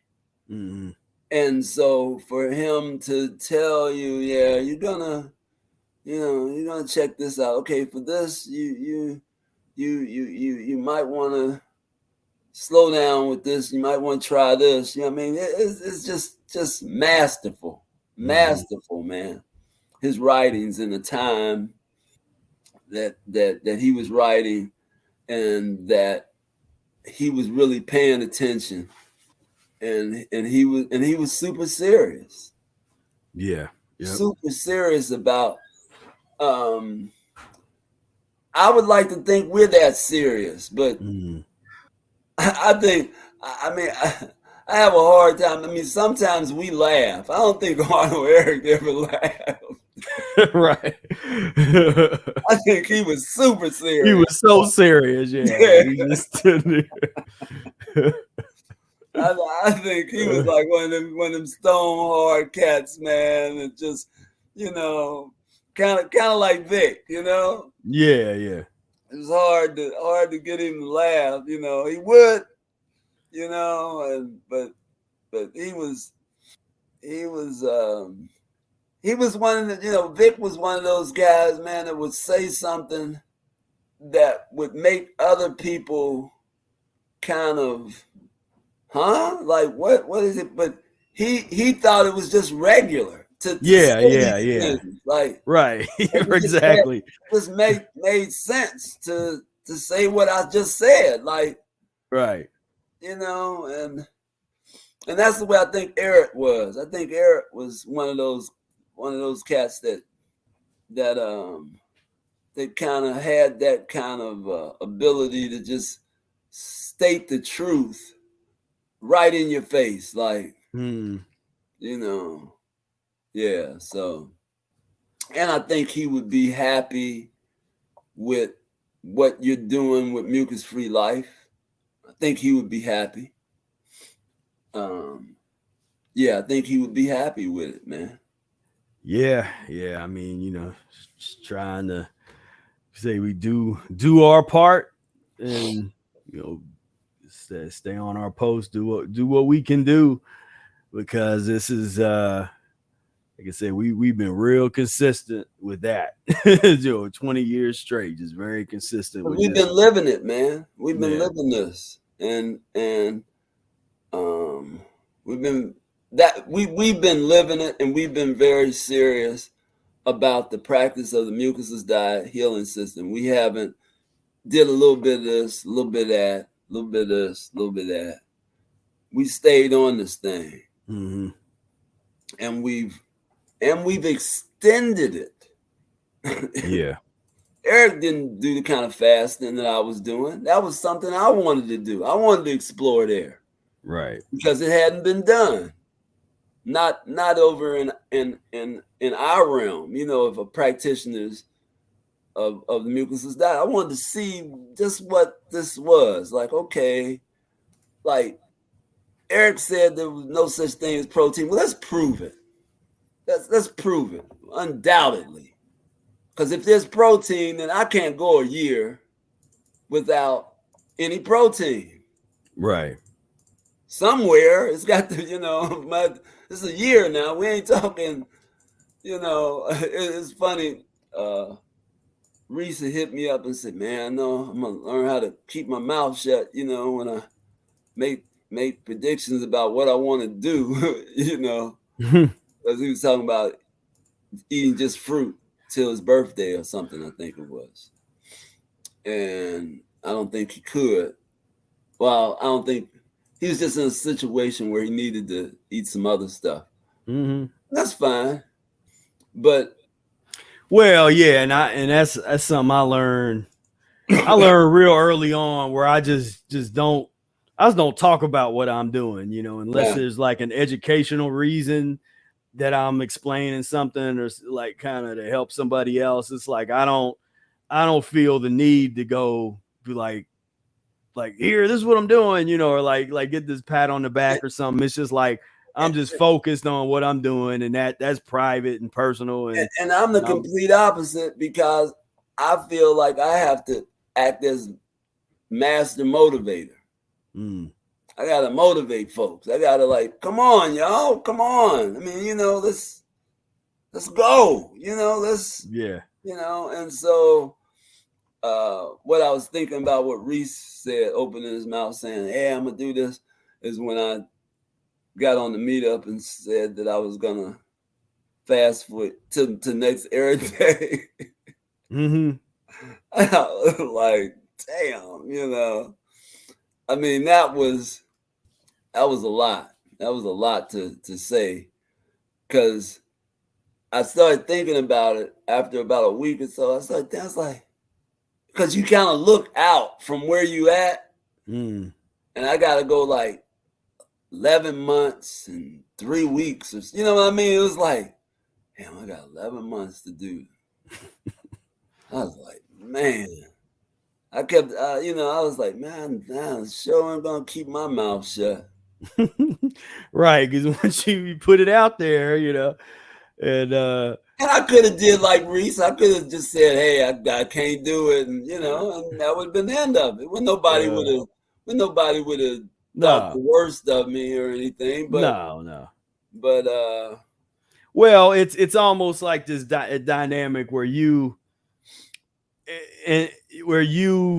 use that for, it's like that's motivating other people, but that in turn is motivating you right, to exactly. to push further and harder, and and you get that vibe going, Exactly. and Exactly. yeah. It did. And that's what it did, man. I looked around, and I remember 9 months I had done it. I was like 9 months into the fast. I was like, wow, it's 9 months. I was like, yeah, okay, and I mean at that time I was feeling no pain. It was like, Right. we can keep this going. Well, shit, I kept it going. Because remember, I had to go an extra week or so because we ended up doing the weekend the following week. Right. So yeah, man. It worked. It works in reverse for me. I do get motivated like that. Yeah, I'm gonna go. I'm Right. gonna I'm gonna do this hold my and breath. I'm gonna hold my yeah. breath. Right. Hold my breath for 30 minutes. Yeah. I like talking about it after I already did it. Where Right, I just got done with it. It's like, yeah, I just like I just did a few months fast, be like, what? Like, I didn't know you were fasting. Like, yeah, it's no big deal. See, and that's another And, thing too, is when people don't know that you're fasting. Why is that? Because when you're doing these kind of fasts, you're supposed to lose some significant weight. Why is that not happening? I mean, the last month and a half, I guess, into that year, I was kind of thin. I was like, okay, now I'm, but I didn't get to the point where I was looking crazy. right. No. But I mean, hell, I haven't eaten. And and people get so in, and you're like sturdy, I mean, you're still strong, still, and if not stronger, and yeah, people, that's emphasis, stronger. yeah, Yeah, that's key. That's key, stronger. So, yep. I just found these other pictures. This was, remember that Victory of Light thing. Victory of Light. Remember at the Sharonville Convention Center. We were, that was a scene. That was the first time we had kind of brought out did the poster presentation, and kind of brought it all. Well, I guess maybe we did it before at our own thing, but this is the first time we took it. Yeah, I remember in that. Public. What, the little harp lady was across from us. Yeah, I mean, it was the whole, because it was basically like kind of a new age spirituality type of convention. Well, the guy came to our show, didn't he? Yeah. Okay, yeah. Now I remember. Like somehow, he had seen us, and he was like, "Man, y'all need to come. I put on these events. I really want you guys to come if you can. And here's the he did the Immortal Pipeline, right? Yeah. Him and another guy. Yeah. And see, here's the consent. So this is like 2005 or something. And so this is what the table looked like. So we had, the Arnold Ehret, kind of little bio and that kind of stuff. Then down here, this is basically this picture of the, it's like the same picture printed out of Oh the of yeah, the, of yeah, the mucoid plaque, because we had just have. I almost just went. I traveled with these. I was everywhere with these pictures. I just waiting for yeah, opportunity to shove that yeah. in somebody's face, just to, just like, People would come by, anytime we do anything like this, people just come by and have this like cringe on their face. yeah, yeah, They just have this cringe and yeah. they're just looking and they get this They're like, cringe like yeah, it's like this is what's inside you, sister. This is what's inside you, bro. And you're like, it's almost like they don't want to go there. Like, yeah. It's like they're just literally not ready. we don't They're want. I not. mean, we want to talk about health, but we just don't want to really talk about Yeah, because how. it's like, because all these people talking about health. If you're not talking about this, you're Right. not talking about this slime and this pus and this residue, then you ain't talking about health. You might be talking about something else, but it ain't health. No. Yeah, the got mucus, the got mucus days, music for healing and meditation. We try to do the, so the boy, I had the Breath Area Ensemble letterhead going. That's Oh slick. yeah. Yeah. The brochures, man. Forgot about the Yeah. brochure, the brochure era. We was always trying to be a little organized. Yeah, right. We was always trying to be a little organized, and Yeah, I wonder, does Zanif still have? Does he still have this? He loved that little whatever that stone was that he got. Oh yeah, was that I remember that. Yeah. Where? Oh yeah, he got that up there, right. Yeah. So he all his Whoa. yeah. How It was old was he some, then? He was what, about 11 maybe? yeah 11, 10, 11, something Yeah. like Yeah. that. Yeah, be on where be like, hey, where's all his Bigo buddies? We're showing your baby pictures to the world. Ego. Don't even mention that app, man. That's like you say Bigo and then all of a sudden this blows up or something. It's like, well, that's Walking around. I just had my books in a bag, just showing them off. The Children of the yeah, Sun, and probably yeah, Hotima is probably up under there somewhere. yeah. Tissue cleansing through bowel management. Now, all right, so so this is what it's so this will let you know if you get serious when you got books that got the brown spots on the book. Yeah. When your book got the brown spots on it, Yeah. you doing some work. Yeah. And I can't believe I brought the thing out in public, but I didn't care. That was the thing, and I'm still pretty much like that. But yeah, you got the brown spot book because sometimes that happens. You probably ought to clean it off. Not sure why I didn't clean that off. But, hey, it was like part of the. I think I finally got me a new book. Like that's your book. That's my book. Several years ago, and and I had it was a few. Well, I mean, over there at the end, you see the Cure for Human Illness book. Same thing. It's like it's got the same stains on the cover. Well, but what do you say? Yeah, that was memory. Yeah. Here's that. The vibe inside that. Yeah, Sharonville. This was actually the room we had our senior prom in when I was in high school. Was in here? Oh, of really? course, it was all decorated, and it had all it didn't look like this, it was because it was dark in there, and they had it all gussied up. But yeah, we had it at Sharonville Convention Center in this room. I think it was this room.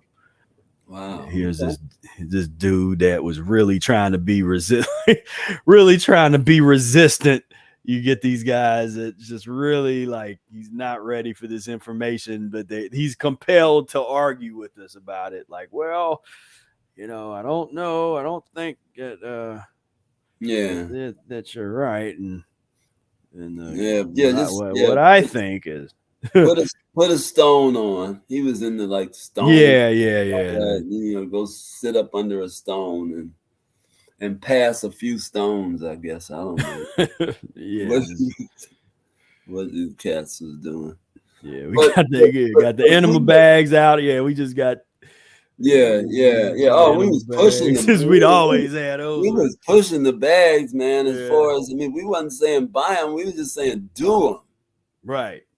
It was like, man, about this, about people were just like, this is what you need to be hearing about. And I just came from a wellness fest this afternoon, so that's why I was kind of late getting here, getting that little sound check going, because it was a wellness fest. Kroger's had what they call a wellness fest going on downtown Cincinnati. About 3 blocks. I think it was, about 3 blocks. And man, wasn't nothing they was talking about. Just exercise. Like I say, if Kroger's gonna put something on, they're not gonna tell you. They're not gonna have anything that's gonna tell you to stop eating Pringles. Right. You know what I mean? Yeah.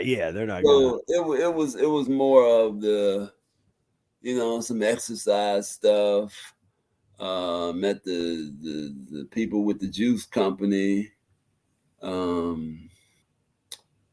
It was nothing, nowhere near the level of depth in terms of the practice of the mucusless diet. It wasn't nothing like that. So, folks are like, man, you should be down here.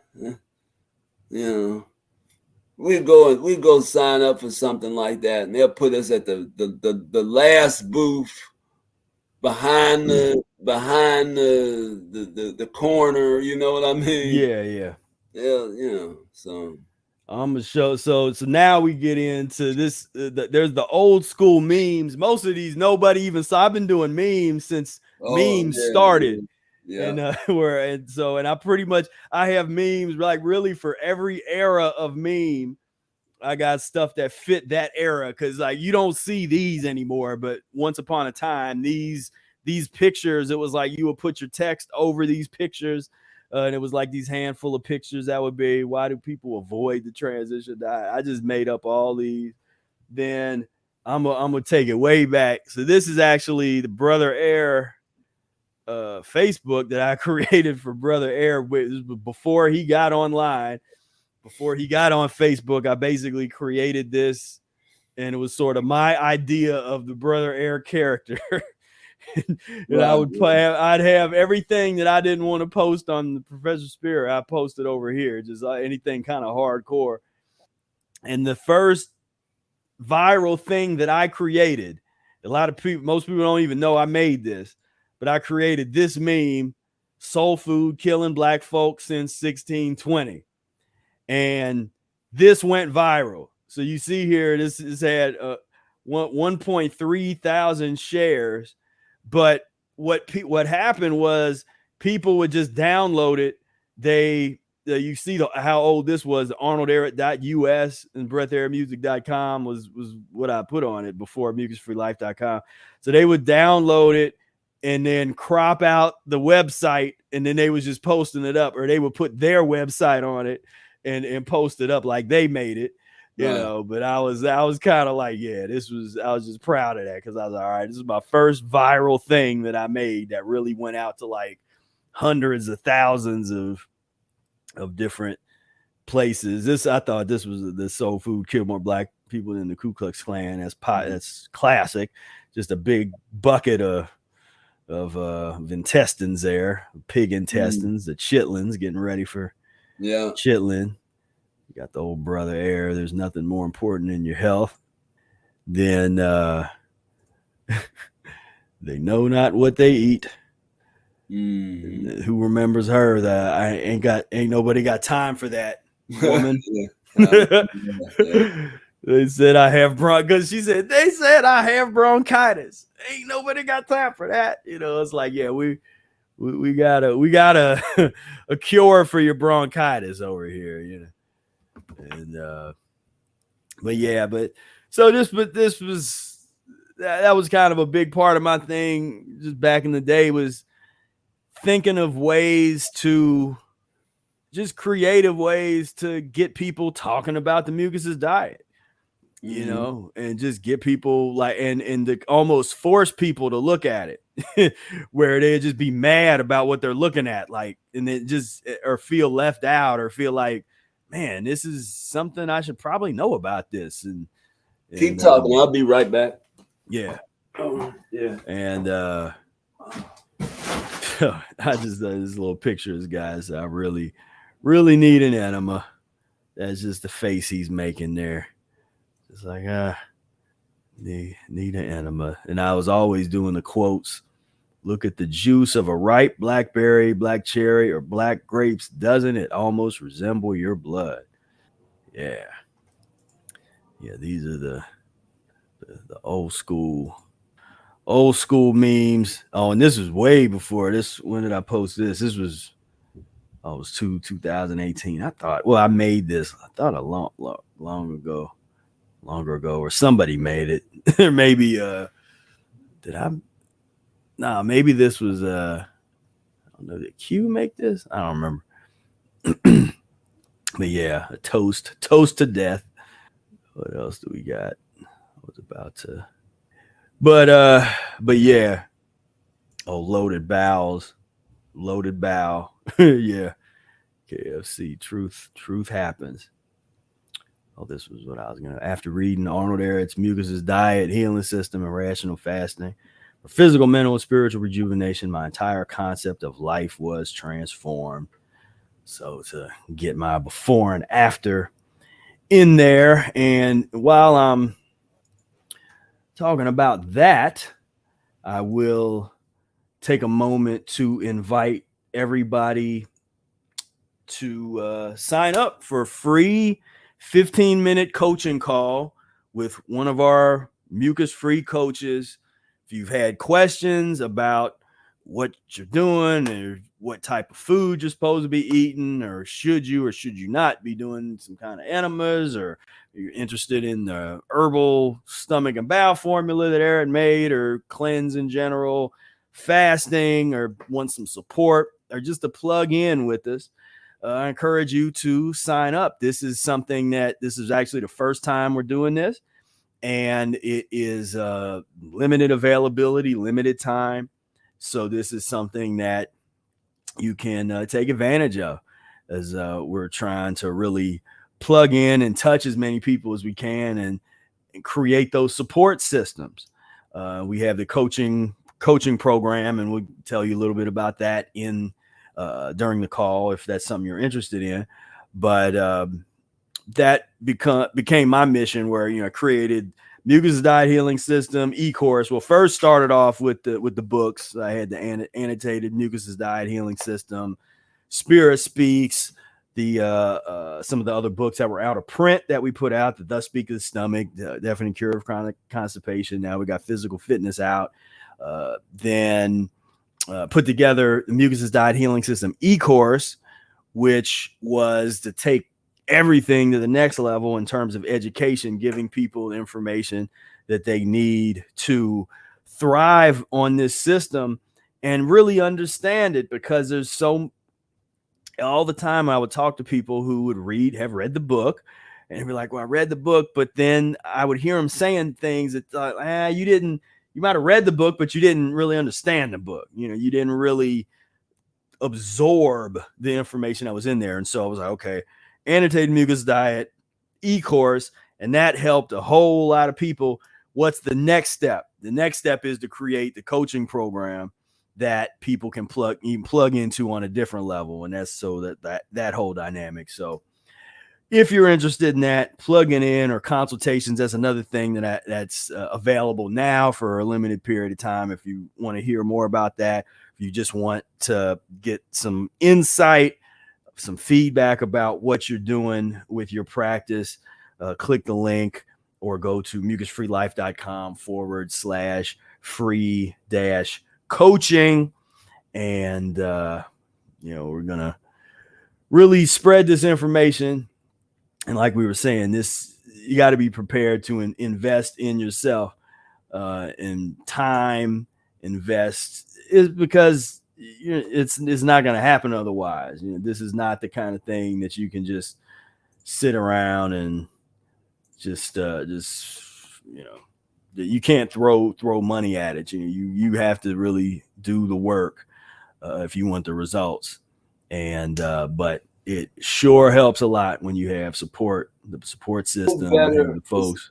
It's no better investment than yourself. Yeah. It's just no better investment than yourself. Throw the money at you. Mm-hmm.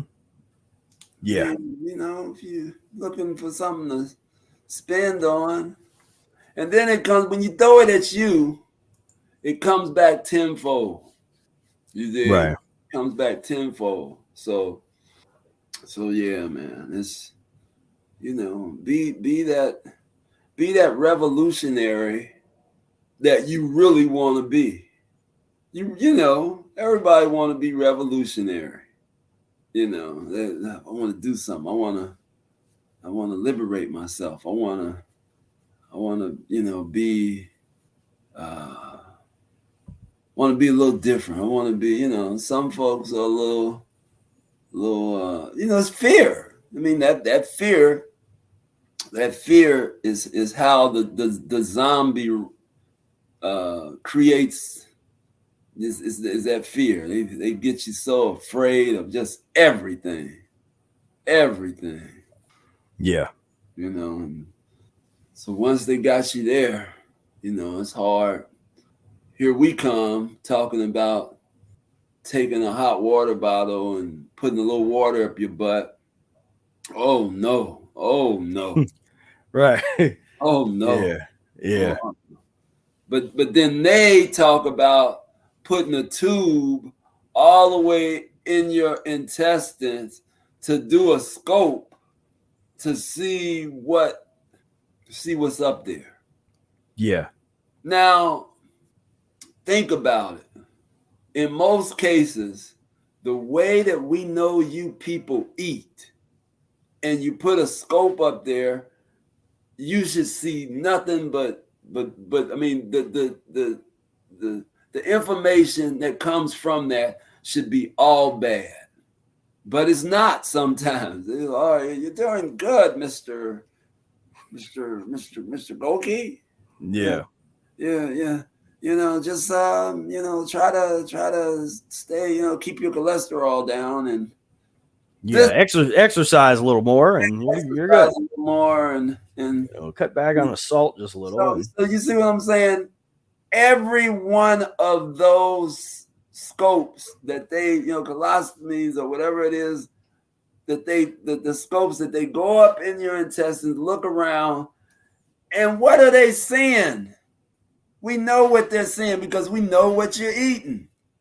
But then when they tell you that you're not in trouble, then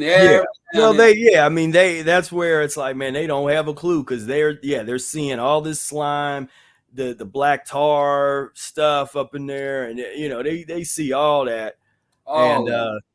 Because I made a video about it. I mean, that's one of the biggest videos on my channel is when I'm analyzing somebody looking up in colonoscopy, the colonoscopy video. Y'all can find that, and you can see the black tar, mucoid plaque, slime stuff all around the outside because they used a real harsh purgative to get out just enough so that they could put the camera in the first place, and a very harsh, unhealthy purgative. And then that still doesn't clean everything out. And there's all kinds of grime and slime and stuff everywhere. And like you said, if they don't see cancerous tissue, then they're like, oh, everything's good. Good job. or polyps or whatever, if they don't see anything like that, then they're not looking at that slime like that's a problem, because everybody's got it. All the people that they look at have that. And the polyps are the least of your worries. You see what I'm saying? Not with them. They find them as to be the problem. Yeah. But that other stuff in there is the problem. They go past that like that's not even there. Oh man, right. Thanksgiving dinner from 10 years ago. Oh no, that's cool. It's all right. But a polyp, oh, there's a little bump. Oh my God. Oh my. So then they start there. Once they catch a little polyp, next thing you know, you're dead. You're dead. Right. These are some wicked vampires. Wicked. Yeah. I mean, you're dead. No, you're dead. Okay, you're dead. There's nothing I can do, Doc. No, nothing you can do. What about if I just eat apples and no? No, they don't have, because hospital they don't have apples, and they got they got mad at that person that blamed them for an apple a day. Right. Yeah. They took all the apples out. Don't you ever say that. Let's see. And Angela's asking. So if you're asking about the coaching program, so I encourage you, go ahead and sign up for that 15-minute call, and they'll lay it all out, because there's actually a lot in there. I mean, it's not just like, we get together a couple times and it's like, man, it's an intense program that I put a lot of time into putting together. And it's the most access that you can get to me and those of us that's really been doing this for a long time. And so it's an 8-week program, and we get together. Like there's a main, like once a week we get together, a group coaching call. Then there's the private. We have our own little Facebook. Let's not Facebook, our own social media platform. You get a chance to be on there with us, because that was something that I was really I wanted to avoid just creating another Facebook group. I wanted our own thing, and so we created that. There's a bunch of bonuses as far as just different videos and masterclass videos on the done for you mucus-free menu planning templates is actually something that is kind of worth the price of admission, because that's at 8 weeks of very detailed menu planning that's based on what we do, like exactly what we do. So it's not like this thing where it's like, well, what am I supposed to eat, or what? It's like, or people always ask me for the recipe book and that kind of stuff. It's like, well, this is that. Like, this is the recipes, but done in a way that's actually actionable, that you can use immediately. And and I know I've not talked a whole lot about it on the details of it in these videos. If you've been to one of the webinars that I'd put on, and we had the program going, then you might have heard a little bit about it. But but the program doesn't run year round. It's like we just do it at certain points throughout the year when we feel it's time to do it. And so this is going to be the last session for the year that we're getting a few people for right now. So but definitely encourage you, do the 15-minute call, and we'll give you all the details on the coaching program, most definitely. And and that's it's the trying to create the game changers, man, because that accountability situation is vital to everybody's success. And we have one version of it where you have the weekly Wednesday groups, get-togethers, and but it's like we need more than that, the meetup. man, you know. they go at it on there, boy, as far as just mixing it up, and talk about just about anything. It all comes around to the mucusless diet, and everybody is wanting to know what everybody's doing. You know, how is Yeah. that transition going? You know, what are you doing might be a little different, and you know, it's cool, man. You know, it's a good. Yeah, yeah. And we got some, I guess I can't say there's something special, another special fun thing that is going to be coming to the community by a community member that they're going to be inspired to put together. That's going to be something for people to just get involved in and deepen their understanding and study of the Mucusless Diet Healing System. And but that's the kind of stuff. It's like, we've always just been real consistent and not about the big like kind of big flashy, because there's been so many groups that I've seen over the years that they get real popular real quick and then they disappear, and it's like, where'd they go? Right. What was that? Like, where'd they, like, who they, I mean, some of the guys that was the top, most popular, most sought after people, the raw food people, gurus, and some of these guys from like 10 years ago, you don't see them nowhere now. It's like, where are they at? What happened? You know? And so we've just tried to create a situation of just slowly building the community of people that really that do it long enough to see first if they're going to stick with it, they're going to get it, to understand, because that can be a challenge. The meetup is how old now?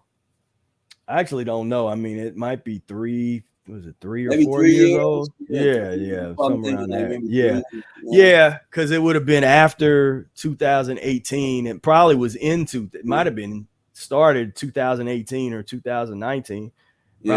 Probably like, I would say maybe the fall of 2018, if I was just to guess, or the winter or something like that.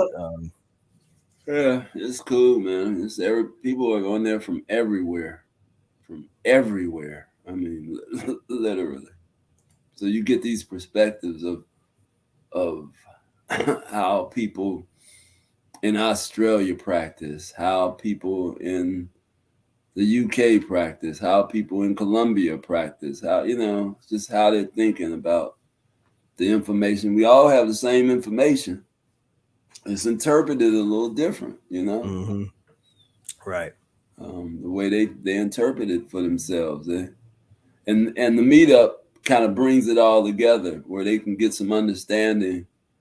And me and Spira go to it occasionally. You know, people be surprised, man, you're on your meetup. You'd be like, yeah, well, you're there almost every week. Yeah. I kind of, because you're not, so I kind of feel like obligated to you know, to kind of represent. But yeah, you know, I might miss a week and then I'll be there, and then I might miss another week, then I'll be there the next week, and whatever. But you know, it's I enjoy it. And seeing there's so many things that go on behind the scenes that people don't know about. I mean, we got the research and development team, and that's one of the reasons sometimes Wednesdays, because if we have a long meeting, we'll have like a 4-hour long meeting. You know, and I'm like done. I'm like, all right, I'm done with talking for today.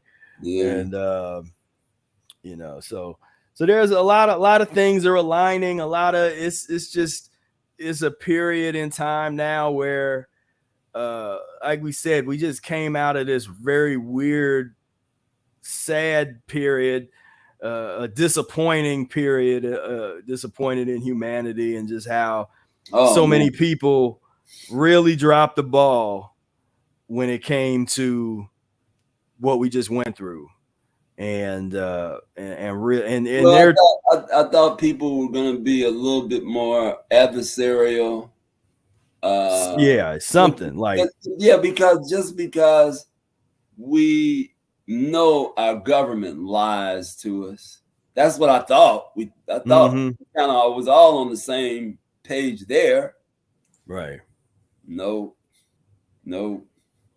Our government doesn't lie to us. Our government tells us the truth. So follow along with what they say do. And that was just shocking, man.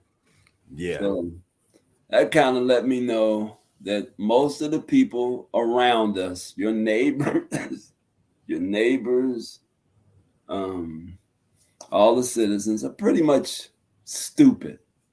Let's just call it what it is. A bunch of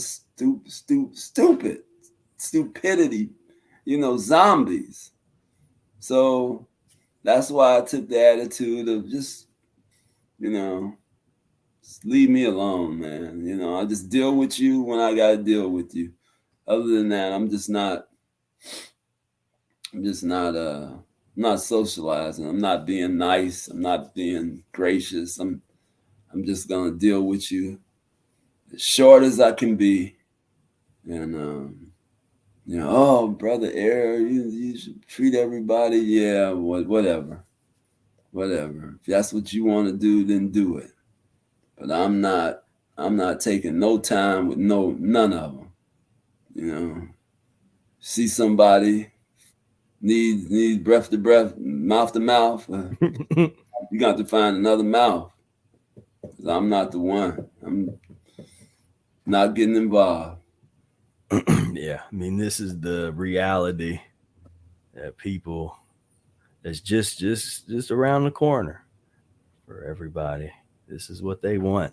This is the carnivore lifestyle that people talking about. They're carnivores. Mm-hmm. It's like, okay. They think this is a game, man. They think this is a game. They think this is a game, and they don't think they're gonna have to put it together and really have to defend their spaces. They're free. They're so-called free spaces. They don't think they're gonna. They think that they're gonna be very comfortable and secure and safe in their little townhouse or the little condos. Okay, all righty.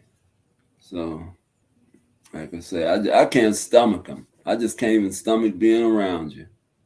Talking about the music, all of it. I don't. The musicians are just. Ugh. I don't even want to be around the musicians, man. Because they're part of the whole. They're the citizens too, and they fell for. They showed me through the scamdemic. This was the time. This was the time to be writing the music. The time to be performing the music that would counteract all the no. Don't worry, be happy. Mm-hmm. That's what they were writing. Yeah, yeah.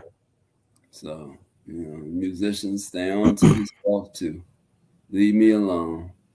Because this is what we're saying. It's like you were around people that rationalize this, that rationalize the mass, trying to say, oh, well, we used to hunt and this and that and that. Well, then do that. But don't use weapons or use your canine teeth and go hunt all the animals you want. Go jump on their back, sink your teeth into Yeah. them, and then eat it Fight raw. them one on one. Fight them one on one. Fight them one on one. Don't use no bow and arrow and Yeah, gun and don't have the upper spear. hand. Don't have the upper hand. Use your dangerous claws that you have since you're a carnivore. Use those dangerous claws. You got these dangerous canine teeth that are just slice through everything. And so do that. Like, I mean, you probably people couldn't even you couldn't even kill a pig, man. Jump on its back, try to sink your teeth into the throat of a pig, man. You can't even. But this is okay, to have these just the filthiest, most degenerate people in the society out here just just enjoy putting their foot on the boot of a dying animal. That's fun. Wow. That's good. Just living in the feces and the filth and the blood and And I hope this don't get the video. They keep on trying to find reasons to try to like demonetize the videos and stuff. But I mean, this isn't video. This is just the images. But it's like this is what they censor. This is what they want censored. This is what people want censored because they don't want to see it. They don't want to know their Chick-fil-A and their where their McDonald's comes from and their their fish and their all that stuff. They don't want to see that. They don't want to see the Undertaker over here, just Right. Jason Voorhees, going through and just because that's a fair fight here. You got this cow that's being held in place, and guy comes through with those gun things to the dome, and all day, every day, all over the place. The unimaginable horror and pain and suffering.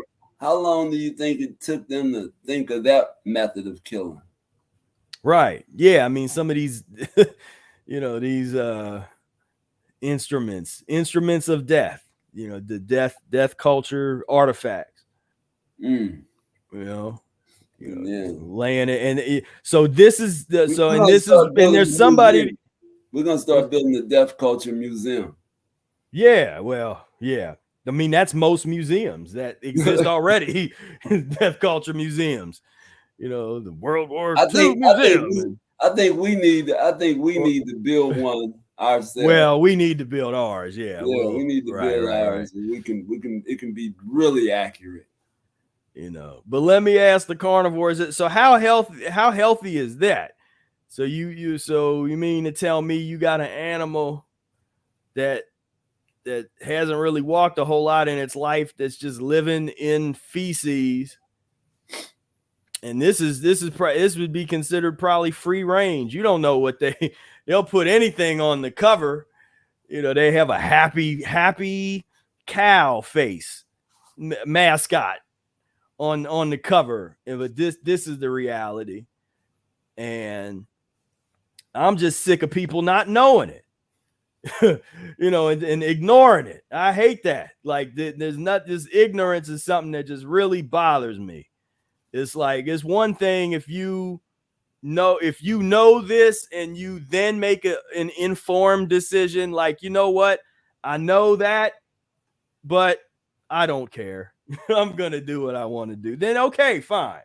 But like, just to not know this, to not know where your food comes from, if you call this food and you deal with this stuff, people don't care. People don't care where their food comes from, just as long as it gets to their plate and they can put it in their mouth and it's so good eating. They don't care. They don't create all the rationalization, all these. I'm so sick of hearing all that stories that people tell, and this and their protein theory and that. And I've been watching more recently.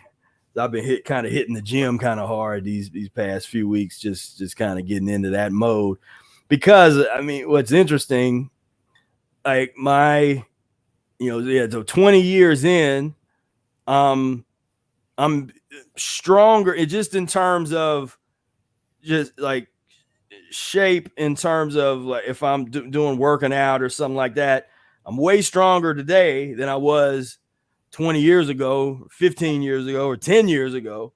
There's stuff I do today I couldn't do back then.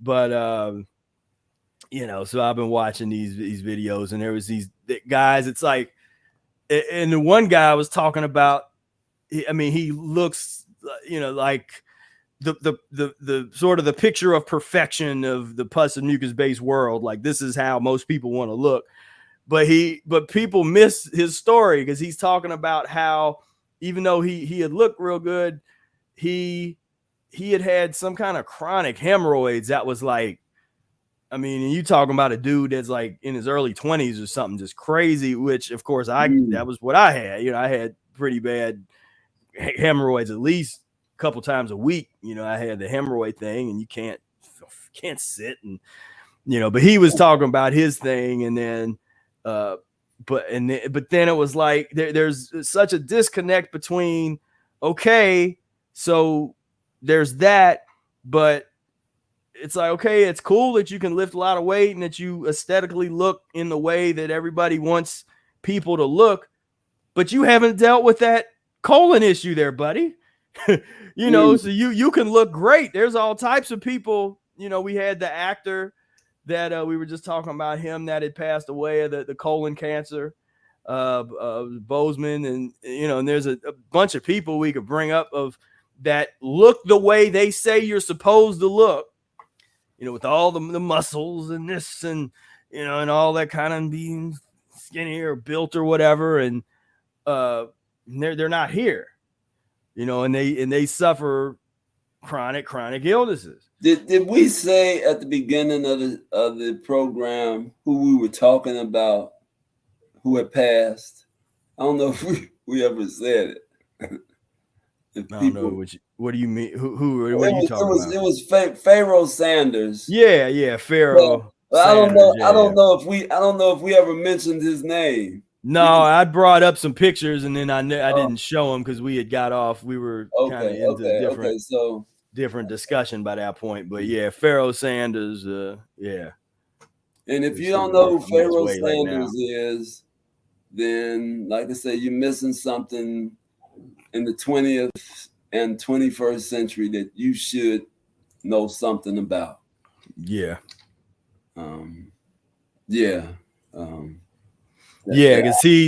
Pharaoh Sanders, we'll leave it at that. If you don't know who he is, you go find out. Go listen to his music. But this is when you start talking about, like, this is the kind of music when we start talking about music that can help you remove obstruction from your body, mind, and spirit. And folks were kind of interested in, like, well, what do you mean by that? What's going on? So go listen to Pharaoh Sanders music. Yeah. And that is some of the Karma. Yeah, go check out Karma, the album Karma. Yeah. You know, Karma. Start there. Master plan. Yeah. Start there, and then, you know, but yeah. You know, but these are the guys that are, you know, that are checking out. These are our heroes. Those are our heroes. These are our heroes, and that we look at as, you know, it's like the modern day sages, you know, that type of, you know, like, these are the guys that we really respect and, you know, try to plug into. You know, it's like I could care. It's like just so many people. The average person. I was watching some Facebook thing, and it's this guy he's interviewing people on how much their outfit cost and having people go through their whole. I don't know if you saw one of those. They're going through and they're like, and those people can't wait to tell, like, okay, so these earrings, he's a cool 20K right here, and this is a real diamond gold chain right here. This just about 40K. That's it. It's 40K. Then I got this Louis Vuitton bag. That's only 50K.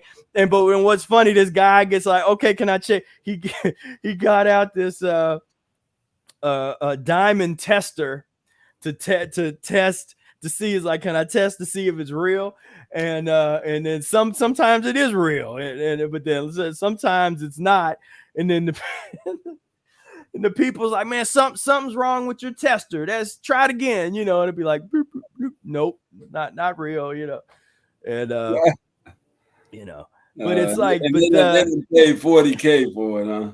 Yeah, where they, but just when I watch something like that, stupid people. But just to see how normal that is, that's the normality, that's the you know, where the value system is, where it's like, and that's what we're talking about. Is it's like like people would say, how do you, it's like trying to explain algebra to a cockroach, you know. It's like, how you can't do, how can you be like, all right, you try to corral it and say, okay, here, you know, a equals 2. It doesn't understand what the hell you're saying.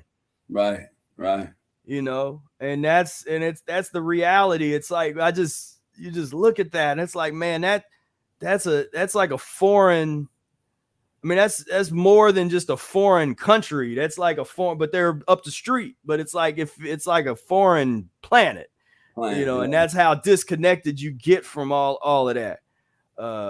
Because that's what you're taught to respect. You're not taught to respect and know anything about Pharoah Sanders and John Coltrane and the legacy of the ancient legacy of real music, that has the capacity to change your life, to change your consciousness, to remind you of who you are. To remind you of who you are, those vibrations that go all the way back to the origin of your bloodline. Yes. That's not what, that's not what's cool and hip. And it's Jay-Z and them ain't focusing on that. No, it's all about, the 40K chain and some kind of shoes and some pants or whatever, and and like don't even start, man. I mean, that's just stupidity to the highest level. It's just like I say, I tried to because my question is like little, just a little. I tried to give the rappers a little. Say, oh, you don't like rap, brother, or you don't like art. I tried to go through the eras, and I was there, in New York when they was having the little parties in the Bronx and stuff, man, and I would try to listen to the stuff on the turntables, but nothing never captured me like actual real people just sitting down, counting the music off and playing. Yeah. Just nothing never replaced that. And you know what really did a disservice to, man, and we I don't know if people talk about is the self-producer. The person who could get in the studio and do everything. Yeah. When you do everything, you don't need nobody else.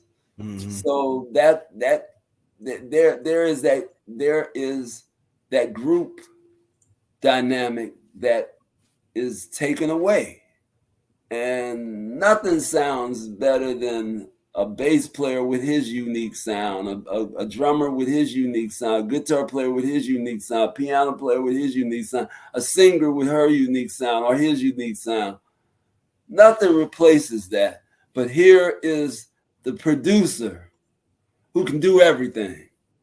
And so you have this homogenized, produced music that's kind of like one after the other. It's all the same stuff. It's all, it all sounds the same. It all, they're using the same machines on each instrument, but it's all self-produced. One person did it, and all of a sudden they become geniuses. Mm-hmm. So we call them geniuses now, instead of the bands like the Tower of Power bands and groups like that really worked on their sound. Art Blakey and the Jazz Messengers, the Crusaders, the Latin music, from the Latin orchestras to Mongo Santa Maria. These individuals who had bands that had unique sounds, and but we got into the self-produced people, and we, like I say, once again, we went for the head fake and went to sleep, and yeah. Yeah. I mean, anything that has to do with freedom and liberation, that level of education and liberation education, that's all. People are steered away from that. by way of the value systems, by way of, I mean, people literally warning people, don't get into that. Make a man, don't mess with that. make a man look like a woman, Uh-oh. and they become our hero. Mm. This is what we want to produce out of the community. More of these androgynous looking men that look finer than the women as artists. Come on, man. Don't go for that. Don't be that naive and that's stupid. People buy into that. They buy into all that. But that's what you get, man. When Well, but it's also zombie. They're asking to be zombies. They're being recruited. They're standing in the line of the zombie line to pick me. I want to be a zombie. Pat me on the back. I'll do zombie flips. I'll be the best zombie that you ever produced. You can give me awards and everything. I'll be the best zombie that you ever produced. You can give me awards. You can write me up in books for hundreds of years. I'm the best zombie you ever produced. Waiting in the wings, man. It's sad, man. Sad. Just give me some kibbles and bits, and I'll perform. Yeah. I mean, once we saw the musicians getting on stage with the face masks on, oh yeah, that was it. I mean, that was what really did it. Even the creative music, yeah, has such a bitter taste because nobody's living the life. No, this music was. These cats were like revolutionaries, man. Could you imagine what Charlie Parker and Dizzy and them was doing, man, in the late 40s? Mm-hmm. I mean, man, they was writing music that was so like, what is this? And walking in places where they supposed to go to the back door, they was walking in the front door. Like, no, we're not doing that. And because of the art and the music was so strong, they were allowed to. Yeah. Right. Now you're putting on masks. Come on, man. Going back. All these strides that the artist has made, and you going backward. I'm going to put on a mask. Matter of fact, I want my piano 6 feet away from the drummer. Right. Yeah. Here's these the face mask era. Yeah, that's just. I mean, playing a trumpet would do it. I mean, come on.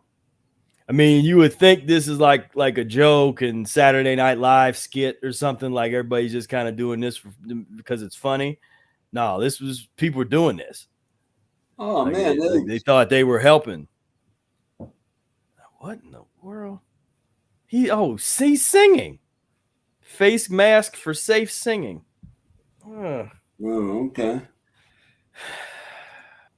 See, my mission. See, people they get mad as I still be posting about this stuff, and they're like, "Oh, it's over. Let it go." It's like, no, we ain't y'all ain't never letting this go because everybody just went along with this, no resistance, real, just couldn't be happier to fall in line. It's like, nah, you got to put up with this for the rest of your life as long as I'm around. We ain't forgetting this. How, like you said, how stupid you were. Yeah, that's all. That's the only word I could use is stupid. I mean, this is just. It's just. I mean, it's scary to us looking at this because all we see is slavery. So, I mean, this is just beating down people that are, either some of them are actually scared, they're in fear, or ones that might not be scared of getting something, but they're just obedient.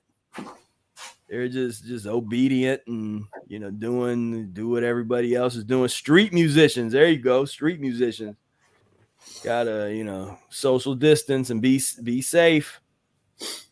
Be safe. And that's Well, at sad. least down the street we can drive up on the curb, boom. Well, we'll take care of the street musicians. Leave them to us. Yes, I mean, this is just a sad. I encourage people just to really take time every day to think, man. That's one thing people don't promote, so I'll promote that. Do something every day. Do something every day adversarial to something else. Well, now that's what I'm saying. Just that's your thing. Make a practice of doing something that's kind of anti the establishment. Like, well, all you had to do, just every day share a mucus-free life video, share one of our videos or posts. Whatever. That's enough. That is do that. That'll get you that requirement. Because oh no, we can't do that. But we would be no. My family would see the post. Yeah, like it. And maybe my boss would see it. Right. Boss. What you doing with a boss? A boss. I got a boss. That don't even sound. Yes, sir, boss. Yeah. Yeah. I got a boss. I got to report to somebody. I got to get in here. I got to go back. I got to get back from lunch. I got to go. Man, come on. I got to go put on my adult diaper in case I have to pee during this shift. I can't make it. Oh, man. Don't say something too funny because I'll squirt out a little. Yeah. That was just so funny, man. I mean, the good news there, I guess, is I probably ain't really allowed to talk. You're allowed to really, No, I guess. I don't know, man. Those are the worlds that we will never know. Right. Those corporate worlds, man. It's like a slow death, Right. You dig? So yeah. So did are you happy, man? You 20 years in, you a happy camper? Yeah, ready. Yeah, ready for the 20. Well, I guess we ought to, celebrate your 40th year when my 20th.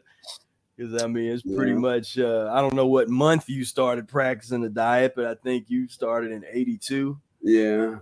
So this is your. I'm not that, boy, I can't remember. I know originally you said 80, but then later on when you thought about it and you had talked about it in more detail, you would say 82. Because that's when literally started practicing the diet when I was born. Yeah, because I mean I was a vegetarian, but I was still eating a bunch of mess. Yeah. In 80, and then 82 was officially like the Mucusless Diet started. Like, that was official. Right.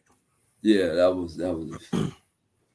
But here's one for the archive that'll give you a kick. Oh man. Man. Boy, Afro Rican Ensemble. Orlando Batia. That was that was a vibe there. Play the kalimba. Play the San Juan, Puerto Rico. Play the kalimba, man. Play the kalimba. Like looking at him like, what is he saying? Dudes. Yeah, Yeah, we did a lot of playing with that band, man. We went all yeah, over the place. They had the weekly yeah, gigs, and he'll yeah. find he'll find those festival gigs way over in some Massachusetts, yeah, man, somewhere yeah, just in the middle behind the ballpark, of right. underneath the the river. Yeah, right. You know, like, where in the hell you find this place? You know, Yeah, where these gigs come to you from? Man, it's like, you know, you talking about off the beaten path. right. Dude was, dude was something, man. So so So yeah, yeah, man, yeah, I'm happy for you. You got the 20 and you're feeling good and you're still excited about the practice and what more you got to do and what you've done in terms of mucus-free life uh, is just stellar, man. On another level. I mean, you don't have to say any words about what you believe in terms of the mucusless diet. Your actions have showed what you know, just how deep of respect and how you've been living this life. Arnold Eric would, you know, would be pleased with what's happening with the Mucusless Diet Healing System. Uh, he's definitely uh, he's definitely has a hand in it because oh we yeah, talk about him all the time. You know, I mean, you know, yeah, we haven't deviated from the practice. right, You know, the few things that we have added has just been, you know, just some, you know, like the lemon enemas and things like that. But nothing like drastically changing the fundamental thinking right. of the method. It's still the same. Uh, I've fasted a lot, you know. We've gone there, Right, but we had to, I mean, I think that that's what we were supposed to do to bring the attention to it a little more. We right, had to be right. bringing something to the table. Something. Mm, Like, are y'all really practicing this? you know, right. you know what I mean? And so I think we had to really prove like we really are practitioners, you know? and so yeah, you know, I think Eric would like everything, man, that you know that has been done, you know. Uh, yeah, man, I'm happy, man. I'm happy that we're here. We're right here, Yeah. right here. Yep. We're looking to expand and to keep living and to keep cleansing, to keep breathing. Yep. You dig? I mean, it's to keep sharing. Yep. Um, so I'm good with everything, man. I'm good with everything. Yeah, I'm good. Yeah. And of course, yeah, I have to thank you for not going to Africa and for staying here and uh, for sharing, you know, we have work to do here. We have yeah. more important work to do here, and just show you when you move out of the way and let the universe do its thing. The universe knows what's best. Yeah. All you Yeah. gotta do is get out of the way. You know, just Yeah. get out of the way and let us do its thing, and just you know, deal with what you need, not what you want. That's what I wanted to do, go to Africa. What I needed to do was keep my black behind home Mm, and do this. right. And that's what we did. So there it Yeah. is. You know, Yep. Yeah. So and it's a beautiful thing, you know. to the next 20 years. This is the Yeah, yeah. hope there'll be um, some new breakthrough type of Yeah, we'll do this. Yeah, thing we'll do for this again in 20 years, and years. we Yeah. can reflect on on all the things that's gonna be happening over these next 20 years, because it's gonna be big, Well, you know. we'll you know what we'll do is we'll do it on my 50th year of practicing. Mm-hmm. Yeah. Right. So in 10 years Yeah, we'll in have 10 years. the Yeah, next big celebration. racing. Yeah, Yeah, yeah. yeah, So so we'll do that. And, yeah. and we'll talk about what took place within the next 10 years. Boy, I hate to say it, but boy, we'll see a lot of people come and go. Yeah, I mean that's been a sad reality. You know, we try our best. I've tried my best to put the educational materials to prevent that from happening, Right. because I think that a lot of that can be prevented with just better, more rational transitioning. Because that's still something that is just lacking. It's hard to get people to really want to focus on Settle transition, down. Just settle you know, down. and Settle down. be patient. Like I said, Patient. Yeah. Just settle down and be patient. the virtues of practicing the Mucusless Diet Healing System: patience is Yes. at the top, Yes. and Yeah. Yeah. Yeah. Because that meltdown this past year was was uh was almost shameful. mm, It was like, oh man, look at this. And it wasn't. It was no discipline, man. We want to do all this. We want it to be all of this, But the practice of the mucusless diet is about sacrifice too. It can't be. It's just like what we say about jazz music. Like everything can't be jazz. right. You know what I mean. Mm, They want to call it smooth jazz, this jazz, urban jazz, this jazz. Everything can't be jazz. Everything can't be the mucusless diet healing system. Well, we yeah. want to do it. We want to do it like this. Well, we want to do it like this. We want to add this to it. We want to add this. We want to. No, it has remained from Arnold Eric's time.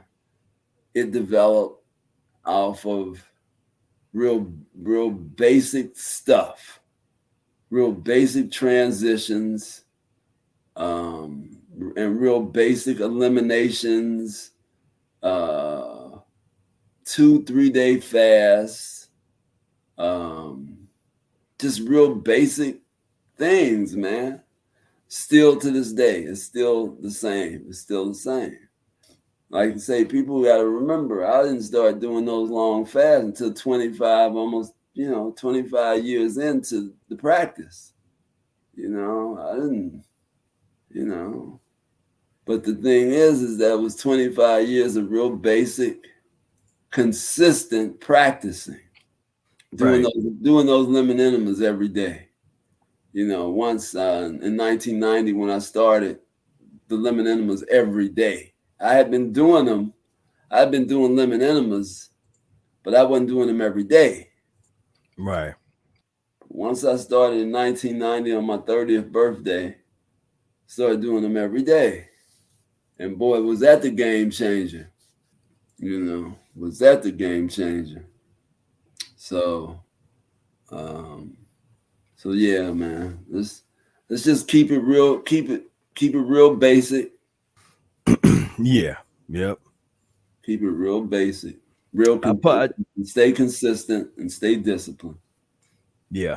I just posted. Somebody was trying to post the link to the meetup. I just posted it in there because sometimes they YouTube will block stuff. We didn't do anything. Sometimes YouTube will they like to block. Like I think they might block Zoom links. So I have a different type of link, so it might let it go through But Okay. but but yeah, it's definitely as we like to say, is work to do. This is about Yeah. work, And you've been doing the work. We applaud you for doing the work. And appreciate it, and yeah, I just love seeing people wake up and get into the system and have it help them. Where they overcome some ailment that they never thought they would, or it gets they no just better than that. yeah, Helping people gets no better than that. yeah, You know? yep. Gets no better than that. So, I don't know. I guess have to throw out all these shout outs to folks along your way, the the Vic, the Buttrams, the Mm-hmm. Khalid, Sister Takora, Mm-hmm. even Daishan, Mm-hmm. Yeah. even Chuck, Yeah. in Yeah. in a strange way, Yeah.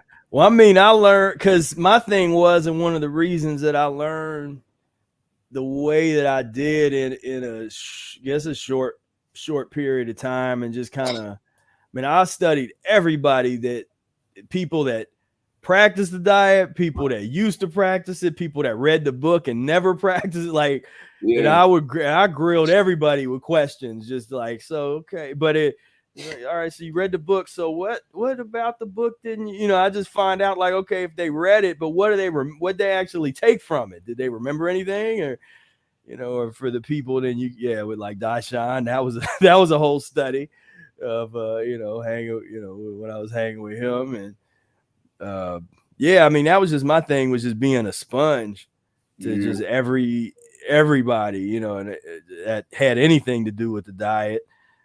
And then even my peers that I had convinced to read the book, that I'd be studying, okay, well, what'd you get from it? What you mm-hmm. remember, or what did you not understand? What was confusing? And I used all of that data that I was collecting from talking to people for all those years, and that went into the annotated mucusless diet, and then the e-course, and and that was one of them things where it's like we say, the universe. I had kind of early on, I had a vision that I would do some of this work, but I thought that I would do it when I was like older, like when I was in my 60s or 70s, like that'd be, like we go on tour and we do the musician life and do that whole thing. And then down the road, I get off the road, then I'll go and we'll put out these books and do that kind of stuff. And the universe has a way of being like, that's cute, but no, Right. there's gonna be the other way around. You do this first. That's what I was just going to say. It's going to be the other way around. Yeah. You're going to do this, and then you're going to hit the road. Yeah, exactly. And see the world that way. Yeah, So, exactly. Yep. So that's the next phase. That's what's coming up. You can you'll be able to see us at a Whole Foods near you. We do the Whole Foods meetups, yeah. But we gonna be getting out here. Definitely. Yeah, we'll be out there. We will be out there real soon. Yeah. Going to different cities, so and countries and towns. So yeah, man. Yeah. All right. Well, I'm kind of Yeah. I'm kind of done with patting you on the back, man. Yeah. But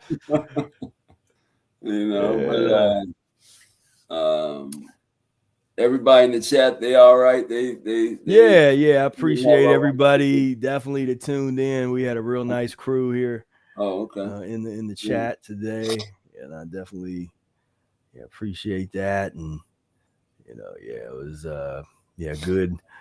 good session. Yeah, good session today. Tune in about another 10 years. When I do my celebration of 50 years. Yeah. And And and we'll see it. I'm sure he's going to do something to prepare for that. That'll be that'll extraordinary. It's going to be something. There'll be some disappearing and shit, something. Some levitating. Right. Shit. We'll be done really elevated by then, hopefully. Yeah. So yeah. So hey, I thank everybody for tuning in one more time. If you are interested in plugging in and getting free 15-minute coaching session, hit that link. Get the plug in, invest in yourself. Yeah.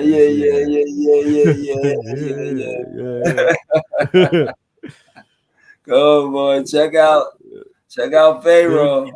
Yeah, go check out Pharaoh Sanders and just plug in. Yeah, get it together. We got a lot of work to do, but it's work worth doing. And this is the best time. The best time to live. That's how we look at it. It's like the best time to live in history because we know what we know and we're doing what we're doing. Right. And, you could live at different times, but they didn't have this and didn't have this potential that we're looking at. And so that's something to be thankful for. And there's no better way than to show your thanks than to work on yourself physiologically, work on getting yourself together. And, that's what it's all about. So thank you all for tuning in. I thank Brother Air for coming on here to help me celebrate these 20 years. I applaud it. I applaud your 20 years. And yeah, man, you're doing it, man. You're doing it. Keep doing it. Keep us plugged in. Yeah. To each other. Yeah. All right. So most definitely. That's the mission. You remember how I used to tell you about the mission? Yeah, right. The mission for the next 10 years is to keep us plugged into each other. Yeah. Yep. There we go. Yep, that's it. So all right, everybody. Thank you so much. And until next time, peace, love, and breath.